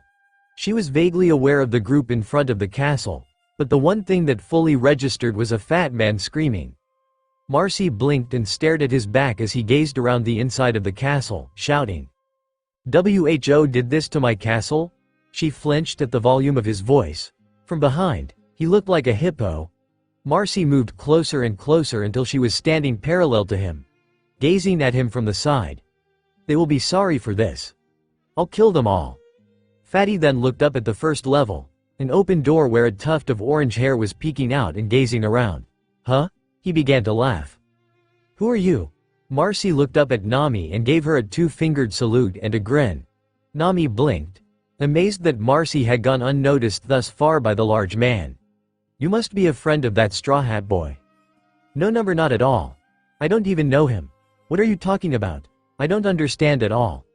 Marcy tilted her head, confused. What had she missed while she was wandering around? "Oh, really? Yes. I'm just a regular navigator who's passing by this town." Nami then turned to leave and Marcy blinked a few more times. Then, goodbye. Fatty then began to climb one of the beams. Suddenly, Marcy remembered the man from their ship and she still owed him for chewing on Mary. Marcy lunged forward and grasped the man's coat thing in an attempt to throw him, but she found herself being pulled up right along after the man. Her feet kicked in the air as she growled. "Nami, run. This fatty weighs more than me." "What does his weight matter?" Nami shrieked at Marcy as the doll launched herself into a run beside the navigator. "In my case it does, since I don't technically have muscles. I have to use my weight as an anchor while using the stretchy material in my body to create a kind of slingshot effect. Since he weighs a lot more than me, I can't really toss him and I'm not sure a blow would do much for me." The pair rushed downstairs and Marcy let out a long laugh as the fat man got stuck. "This isn't a time for laughing. Why don't you think your punches will work? He's got a lot of metal on him. So? I'm no good against metal. No good at all." Marcy deadpanned. "Well, is there anything you can try?" Nami questioned as they witnessed the fat man eat himself. Marcy cringed back as she watched his chin hop down the stairs before he vomited himself back up. "Slim up, Wapple," Marcy gagged. He looked even uglier now. "Yeah, I think I got something. Never used it before, so you'll need to distract him for me." Marcy locked eyes with Nami. Nami nodded. She trusted the doll with her life. She trusted all of her friends with her life. Marcy moved off to the side and Nami turned to run, only to be tackled by Wapple. Uncontrolled power rippled from Marcy as a chime in the rhythm of a heartbeat filled the air. 50% output. Marcy's body looked nearly human, stitches and patches fading to look like off-colored scars. Marcy charged forward with a speed previously unknown to her body. Her fist caught Wapple with a resounding impact as he went flying. Nami watched, amazed and frightened as muscles flexed underneath Marcy's no longer satin skin. She stared transfixed at the bead of sweat that rolled down Marcy's cheek. Clouds of steaming breath left Marcy's mouth and pants. Nami had the sudden urge to touch Marcy, just to see if this was real. If Marcy really was as human as she appeared right in this moment. A needle blade slid free from Marcy's wrist like usual, a slick wet splitting sound following it. Nami briefly wondered when Marcy had stripped off her coat. She then noted with panic that Marcy's eyes were squinting and her body was swaying. The doll appeared to be rapidly running out of energy. Wapol stood and Marcy rushed him again before he was fully upright. Her fist slammed into his stomach again as she brought the needle blade down to slam into his shoulder. In the instant her needle came close to his body, Marcy's body shut down for a second, vision going black and newly created artificial muscles slackened. It lasted only a second, but a second was a long enough gap. Marcy! Nami screamed, frightened, seconds before a wet tearing sound and a loud snapping crunch filled the air. Marcy's arm severed midway to her elbow. The severed part was then chewed and swallowed by Wapol. Marcy fell backwards, landing on her back before she began shuffling away. Gel oozed from her stub of a limb, dribbling out slick and bright like blood. "You taste pretty good for a human." His voice cut through the fog that had begun to gather in Marcy's head. She wasn't sure what was happening. She'd never used this particular ability before. She'd only ever done this for mere milliseconds, and even then she didn't understand it fully. She assumed this agonizing numbness that was curling up her body from her arm was what pain truly felt like. The twitchy energy that coursed through her had to be adrenaline. Marcy couldn't focus, she didn't understand. She didn't like this. She was afraid. "Since you seem so eager to die, you get to be the first." He lunged for her. Tears rolled free from Marcy's eyes and her body shook violently. "I found you." Luffy's foot slammed into Wapol's face and sent him flying before he could get any closer to Marcy. Nami rushed forward and curled her arms around Marcy, pulling the quaking, panic-stricken doll to her chest. Luffy came to a stop next to them, his eyes hard as he looked down at Marcy. "What happened?" Nami looked up at him, her eyes echoing her fear for Marcy.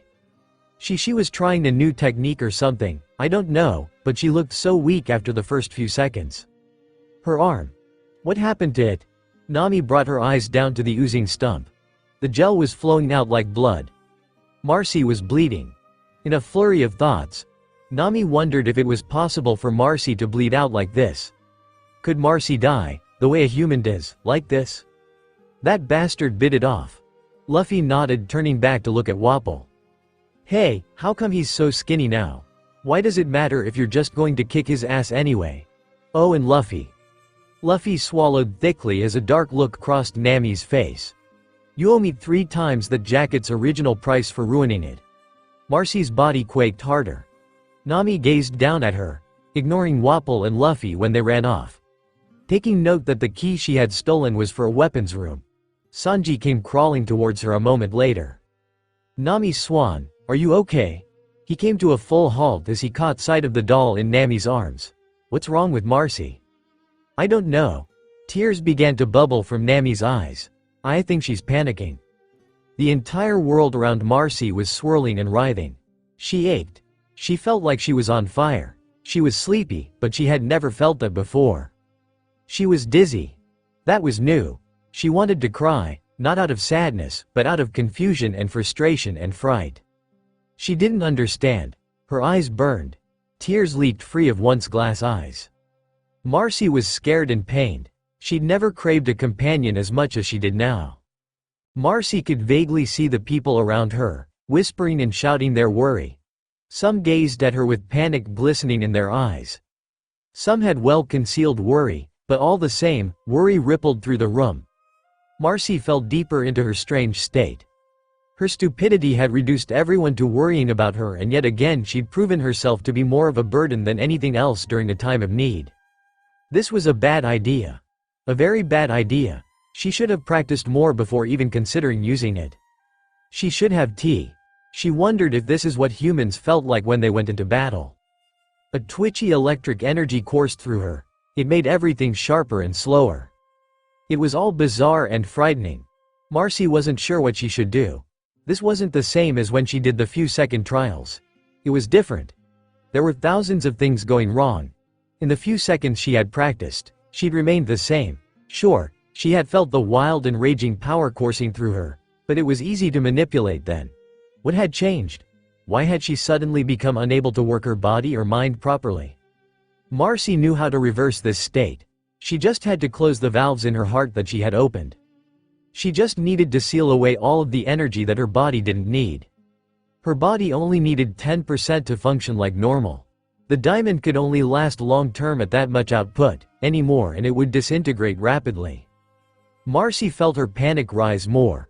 With every passing second she could feel more of that power slipping out, the valves opening further. Right now, she estimated her heart was pumping out nearing 70%. She needed to calm down. She needed to close the valves quickly. From the bit she knew about this state, she could easily assume that the closer to 100% output meant the closer to being physically alive she was. At that point, she could only pray that it didn't mean she could die. That would be the ultimate failure. To be utterly useless to her friends and then die because she so stupidly decided to kill herself by using a technique that she so obviously wasn't ready to use. She was so stupid. Cutting through the fog were voices, breaking and shattering tiny amounts of the icy feeling that coursed through her. There was a tiny one, barking out orders and commands.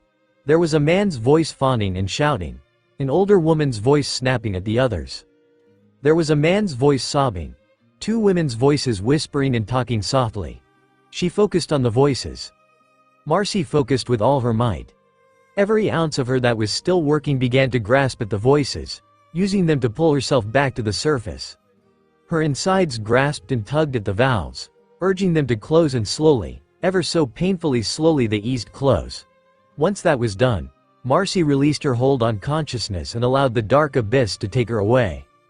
The dark abyss never took claim on Marcy's consciousness. Instead, something far worse than the dark abyss wrapped around her and swallowed her whole. It writhed and swirled inside her until it burst open from its dark cocoon and flooded her with a crackling scene. Hello. The body Marcy felt herself now residing in stated without emotion. There was no one in the room. The body looked around in a slow, vacant and unsure motion. Hello. It repeated. The voice wasn't Marcy's, just like the body. The body felt small, childlike. It was too tiny to be Marcy's body. It was cramped. The voice was tiny and childish, though it was devoid of all things human. Hello. My name is Marcella. There was a long pause. No, you're wrong. Try again. Another pause. Hello. My name is Macy. Silence yet again. No, you're wrong. Try one more time. A smile curved on the mouth of this body. Hello. My name is Marcy. The body's smile grew. Very good. You're doing quite well. Soon, you'll be acting just like a regular person. Captain Rowe, it's doing it again. A young man with several patches of metal fused to his skin stated as he and another man entered the room. The man who hadn't spoken curled his hand around the other's throat. Black writhing veins began to ripple through the metal man's flesh. Get out, you pathetic cretin. He released the man's throat, black veins retracting as the man huffed. Captain, you have to consider that your powers only work on things that are already alive. The body's eyes were wide as they watched the scene. Marcy couldn't tell if a single coherent thought was going through this body's mind as it witnessed the man being called Captain throw a dark, menacing glare at the other man. She felt the body repeat the facial expression, mimicking the glare, as the other man fled the room. The captain turned to the body Marcy found herself trapped in and his expression softened to a gentle smile. The body repeated the action. Hello, darling. The man pulled a seat up in front of the body. Marcy felt a spark of recognition course through the body and it smiled at him. Do you remember my name? Marcy gazed at the man. He had short cropped golden brown hair and eyes made of glowing blue that danced with a dangerous fire. His body was long and sickeningly thin. He looked starved and half crazy. Marcy burned with fear towards the man, but the body she was entwined with happiness. Your name is Rowe? The head tilted curiously. Good girl. Now what's your name? He leaned closer, elbows on his knees. Marcella. Macy. Mar. The body went still.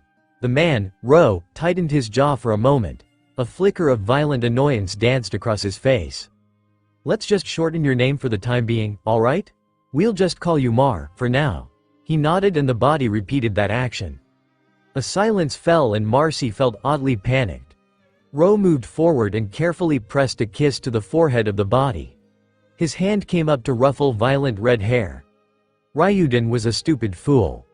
Wanting to make something perfect into a filthy imperfect creature. That child of his is nothing compared to you. She will never be able to compare to you. The body formed its own coherent thought. It was a struggle, but the body spoke. "I am a toy. I cannot move or talk well. I am broken. No, I just need time to perfect you and you need time to adjust." A scarred and bone-thin hand reached into the body's lap and grasped a doll with deep black silk hair and cream satin skin. He smiled as black veins rippled across the doll's entire body. The body Marcy was sealed inside shuddered and tensed. "A few more sessions with my powers and like everyone else on this ship, you'll have a life entirely of your own. That along with the devil fruit I fed you, you'll be ultimate, unsurpassable." From the black veins flowed a vile feeling into the body and by default into Marcy.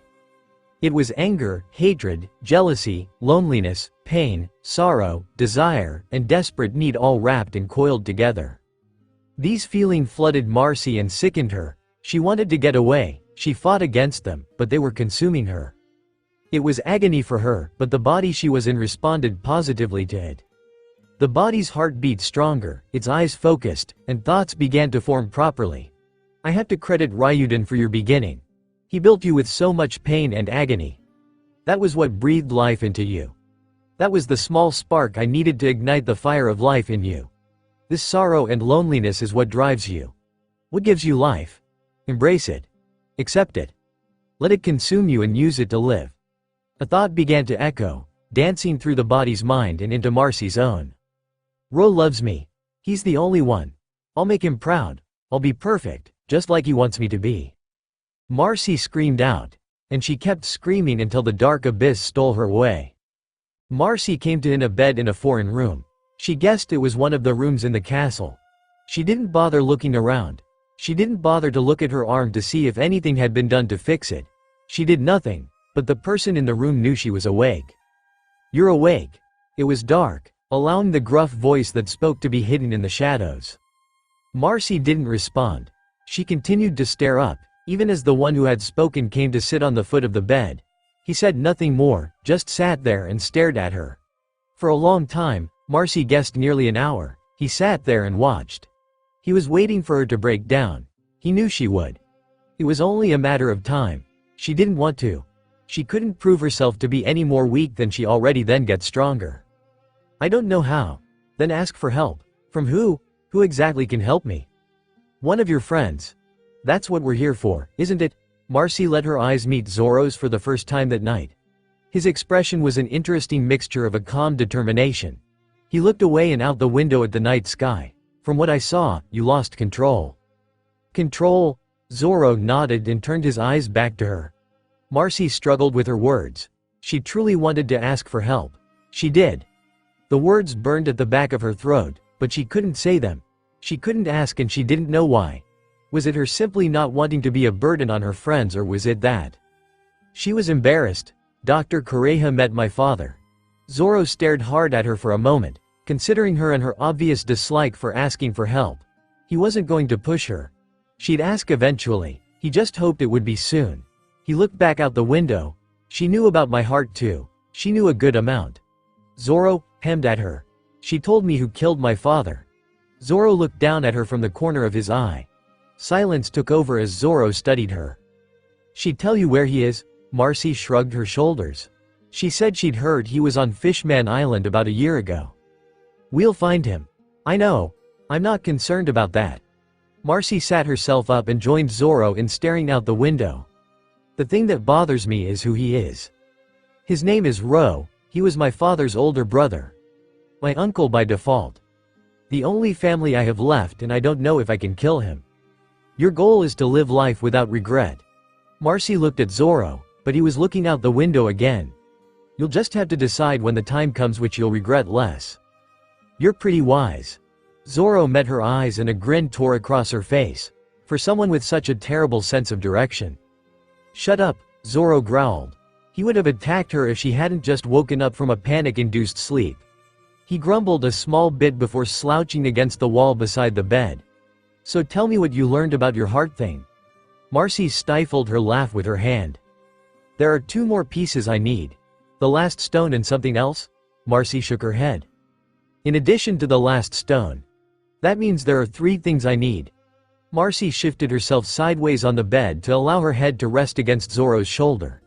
He glanced down at her, a little unhappy with the position, but he let it slide just this once. She did, after all, just recently get her arm bitten off. "The heart with the stones makes me physically alive. The other 2 parts deal with emotions and my mentality or something like that." "Is that what happened earlier?" It wasn't really a question. "What do you mean?" "Nami said you looked almost completely human earlier." Marcy curled tighter to him. Zoro could feel the hum of her heart with her this close. It was slow and sad, tragic with a hint of fright. Unconsciously, he shifted so that she could curl against him better. "I've known that I could do that for a long time, but only recently have I ever really tried to access it fully. I thought it would be easy to use once I gotten an understanding of it like my other abilities. But I never understood how it works. There are valves on my heart that control the output of power. The more power I let be used, the more human my body becomes. In some way all of the training I've done my entire life becomes evident in that body then. I just didn't think about how hard it could be to control the power when I used it earlier." "That was stupid of you." Marcy glared at him. "You're no genius either." He glared back before relaxing again. "I'm just being honest. You had no reason to believe you could handle that ability and the situation wasn't dire enough for you to risk it. I just wanted to prove that I wasn't weak." "Shut up with that being weak crap." He crossed his arms behind his head and closed his eyes. "All you need is more training. I already said that I don't know how to train myself. Nothing I do has been working lately. Then ask for help or stop complaining. You're so mean, Zo." "R.O." Marcy had raised her hand to bash Zoro upside his head, but she stared transfixed with horror at where her arm had once been. Bolted to her bone just below her elbow was a strange metal contraption. It was thick and cylindrical. Marcy noted several slots and hinges where the thing could shift and open. It was brightly polished, obviously made in a hurry, and it looked nothing like an arm. Her senses examined the thing from the inside. Sure enough, she found hinges and panels and dividers. This thing was a weapon of some sort, courtesy of Usopp, obviously. The poor sniper had better have done this only as a temporary thing, otherwise, Marcy may consider breaking his nose off. Zoro had been looking at her arm as well and decided to speak up. "Looks kinda like a club." A loud cracking sound filled the room. Blood ran down the side of Zoro's head as a massive lump formed. "Works just as good too." Marcy swung it through the air a few times. "May not be too bad. Good thing I'm right-handed." Zoro recovered from his near concussion. "If you're right-handed, then why did you hit me with your left hand thing, whatever that piece of shit is?" Marcy looked at him like he was dumb. "I try not to use my right hand since that's the hand I sew best with." "That's stupid." Brain damage. Marcy's new limb bashed Zoro over the head again. He fell to the floor, foot twitching lightly, but he didn't move. "Zoro?" No response. "Oops. Oh well. Good thing there are doctors nearby." With that, Marcy flopped back on the bed and gazed at her arm thing. It was a painful sight to behold. She hated it, to be honest. It wasn't beautiful or finely crafted or cute. Marcy decided that she could ignore its atrocious appearance so long as it had very cool and useful functions. If they were useless or stupid, Marcy was going to use her new limb to bash Usopp's brains out. Usopp shot up from where he was sleeping. Suddenly, he was afraid. Very afraid. Usopp swallowed thickly and laid back down. It was nothing, right? A one-piece fairy tale. The Book of Grimm's Complete Fairy Tales comes into focus. Its pages turn slowly until they halt on a single page with the bold letters of a title in plain sight. For tonight's delight, we have a tale called The Straw, the Coal, and the Bean. "I can't believe she's making us do this," grumbled Usopp as he shimmied into a costume. "Stupid author is thinking that just because she's writing a story that's doing well she can just throw us into some fairy tale that no one's ever even heard of. A booming voice sounded from the heavens. I already told you not to break the fourth wall, damn it, it's expensive to fix that thing. Usopp rolled his eyes, feeling a sudden defiance and annoyance. Why exactly are we doing this again? Luffy paused in his trek to the stage, a bright grin spreading his face. Cause it'll be fun, and I'm paying Nami. Luffy nodded his head, before rushing onto the stage, already forgetting his lines. But you've got even less money than we do. How are you paying her anything? My currency is different than yours. We still can't use it here. The voice of God, ahem, excuse me, I mean, the voice of the author growled in annoyance. I promised to write 10 million berries worth of treasure into the story for her. Figures. Cheap author couldn't even afford to buy that one-piece shirt she wanted. Obviously there was no way you could pay Nami off. Alright, that's it.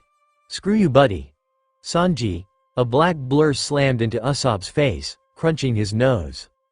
Do you need anything else, my beautiful queen? Get everyone on stage and in place, dear. Of course, anything for the beautiful authoress. Good. Now, let the story begin. In a village dwelt a poor old woman, who had gathered together a dish of beans and wanted to cook them. Sanji appeared on the stage in plain brown dress, placing a bowl of beans on the sleeves up and began cleaning them.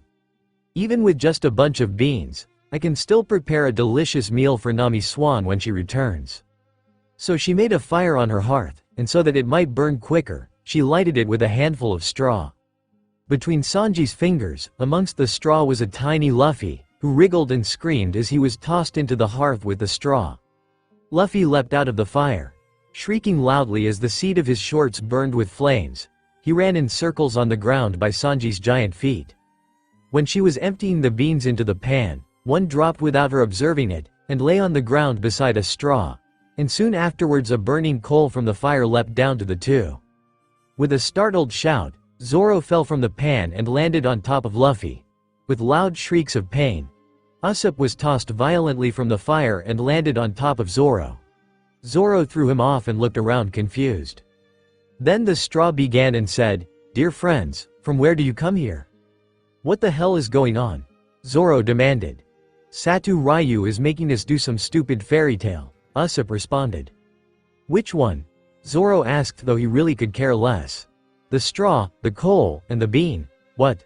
It's from some book she was given as a get-well-soon present. I'm going back to the ship." "Zoro, you can't," Luffy whined, his butt no longer in flames. "Why not?" Luffy's face became serious. "Because Satu-Ryuu is recovering from surgery and I promised her we would do this." A long silence ensued. "Fine, I'll stay, but I'm not acting or anything. Also, I promised we'd wear costumes." "What?" A loud snap filled the air as white light blinded everyone for a moment. When they all could see again, they broke down laughing. Zoro was tightly fastened inside a lime green bean costume. Luffy and Usopp remained in their normal attire, though Usopp was covered in soot. Booming laughter sounded from the heavens. Zoro glared at the ceiling, mentally cursing the author.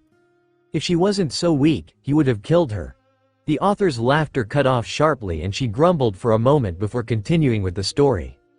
The coal replied, "I fortunately sprang out of the fire, and if I had not escaped by main force, my death would have been certain. I should have been burnt to ashes." Usopp looked to the heavens, intending to ask the author what he was supposed to do. He had forgotten most of his role in the excitement. Usopp's face fell and he turned green. Clasping a hand tightly over his mouth, Usopp stared at the ground, willing the vomit to stay down. "What's wrong with you?" Zoro asked, pausing in his attempts to reach his swords. Usopp pointed up. Luffy and Zoro looked up. Their eyes went wide. Zoro's mouth stretched downward in a grimace. Zoro began to shake his head. "I'm never going to get that image out of my head."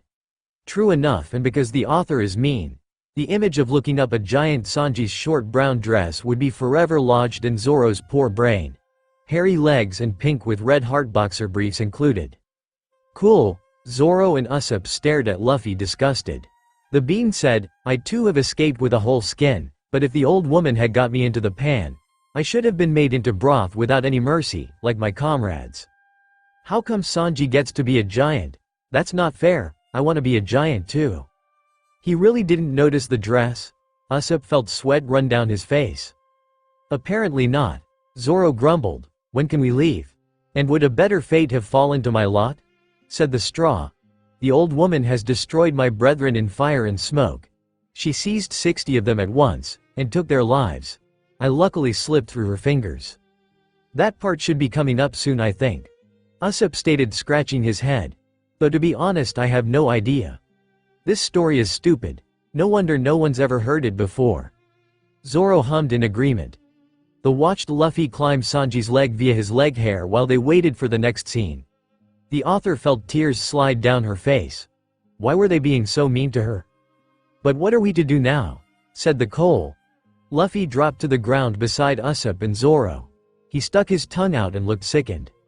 What's wrong with you? Zoro asked. I think I just saw Sanji's. Never mind, I think, answered the bean, that as we have so fortunately escaped death, we should keep together like good companions, and lest a new misfortune should overtake us here, we should go away together, to a foreign country. This is the part where we leave. Usopp sighed in relief. Finally, Zoro grumbled, attempting to strut out of there with his pride intact, though he was reduced to a type of waddle because of the bean suit. Serves the mean bastard right. Bye-bye Sanji, Luffy hollered as he followed his friends out the door. Satu-Ryuu, may I take the dress off now? Only if you make me cookies. Anything for you, my queen. A snap sounded, followed by blinding light. Sanji was left in nothing but his underwear and an apron. A wolf whistled sounded from the heavens. It was good to be all-powerful. The proposition pleased the two others, and they set out on their way in company. Soon, however, they came to a little brook, and as there was no bridge or foot plank, they did not know how they were to get over it. The straw hit on a good idea, and said, I will lay myself straight across, and then you can walk over me as on a bridge. Gum gum rocket. Zoro managed to avoid Luffy's grasp. Usopp did not. The straw therefore stretched itself from one bank to the other, and the coal, who was of an impetuous disposition, tripped quite boldly onto the newly built bridge. But when she had reached the middle, and heard the water rushing beneath her, she was, after all, afraid, and stood still, and ventured no further. Usopp shrieked, tears running down his face as he was hurled to the other side of the brook and straight for the trees. The straw, however, began to burn, broke in 2 pieces, and fell into the stream. The coal slipped after her, hissed when she got into the water and breathed her last. Usopp and Luffy slammed into a tree before being rebounded into the brook. Usopp was rendered unconscious on impact while Luffy gurgled and sank because of his devil fruit powers. They were both carried away by the brook. The bean, who had prudently stayed behind on the shore, could not but laugh at the event, was unable to stop, and laughed so heartily that she burst. Zoro, the almighty bean, sighed before diving into the brook and dragging his friends out. It would have been all over for her, likewise, if, by good fortune, a tailor who was traveling in search of work, had not sat down to rest by the brook. Marcy, who was a giant just like Sanji, plopped down next to her many friends. She frowned up at the sky. Why is it that the only male part is played by a girl while men play all the female parts? Because the author thinks cross-dressing is funny. Zoro grumbled, trying to free himself from his bean costume. Huh? But doesn't she dress like a boy? I do not? Denial proves me right. You're gonna get your ass handed to you in the next chapter of this story. Don't I get my ass handed to me every chapter? I mean, really? Could you have at least made me a little kick-ass?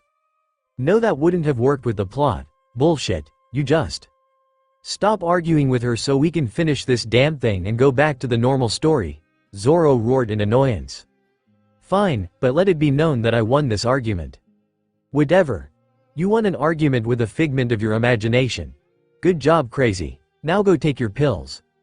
Marcy waved her hand in a shooing motion while the author growled and sobbed slightly. As he had a compassionate heart, he pulled out his needle and thread and sewed her together. Marcy did as the author said. She pulled out a needle and thread, snatched up Mini Zoro the almighty bean and began stitching into his costume. The bean thanked him most prettily, but as the tailor used only black then have a black seam. Marcy turned Zoro around to show the readers what she had stitched into his costume. The words read, "The greatest bean. Costs 10 million berries. This is a load of shit. Put me down so I can kill the author. A snap sounded followed by blinding light. Zoro was left in a frilly pink dress and bonnet, pumpkin panties peeking out from underneath the short skirt. "That color does not work with your hair," Marcy grumbled, lifting Zoro by one leg, leaving him hanging upside down. He shrieked and shouted all the while trying to keep his skirt covering his boy parts. "Kinda cute though." A grin tore across her face and she met eyes with the readers. "Who wants to buy him? Comes as is. He'll go to the highest bidder." And that is our story. Drug-induced, random, and of no significance to the story at all. With this at its end, the crew must return to their journey and so they bid you all good night. "Put me down, goddammit. I'll kill you. Opening bid is 20 berries." "How come I wasn't in this?" Chopper asked, looking up at Usopp sadly. "Because, Chopper, the authoress adores you. She'd never be this cruel to you." Usopp grumbled, it wasn't fair that she played favorites with them like this. "Oh, well, maybe she'll let me be in the next one." Chopper grinned, a hopeful sparkle in his eyes. The authoress nodded to herself. Of course he would be in the next. She had the perfect role for him. "If not, you can take my place." "Really? Thanks, Usopp." "All of you shut up," Sanji roared. Everyone went silent. He was still in just an apron and underwear. "My eyes," Marcy shrieked, crushing mini Zoro over her eyes. Everyone else simply looked away, going green in the face.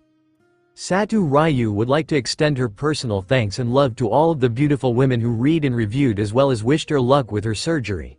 Your beautiful words have sped her recovery along quite nicely. Ahem. Right. And thank you to all of you shitty bastards who don't really deserve to read this but do anyway. A snap sounded followed by light. Sanji was reduced to a mini version and in a frilly lilac dress the same as Zoro's dress. Marcy snatched him up. "And now we've got a Sanji for sale as well. Come on ladies, you know you want him. Opening bid is 10 berries." "Why is the shitty swordsman's opening bid higher than mine?" Sanji roared. "Obviously because more people would want me." "Bullshit. Nope, Zoro's right. Sanji would just end up being a personal cook or a man-slave. But Zoro would be a SX slave." Marcy laughed, holding both of them in her hands. "Where the hell did you learn that kind of word?" Sanji and Zoro shrieked, both going red in the face. "I read one of Satu-Ryuu's books. The ones she keeps hidden." And with that this story is over. Goodbye and good night.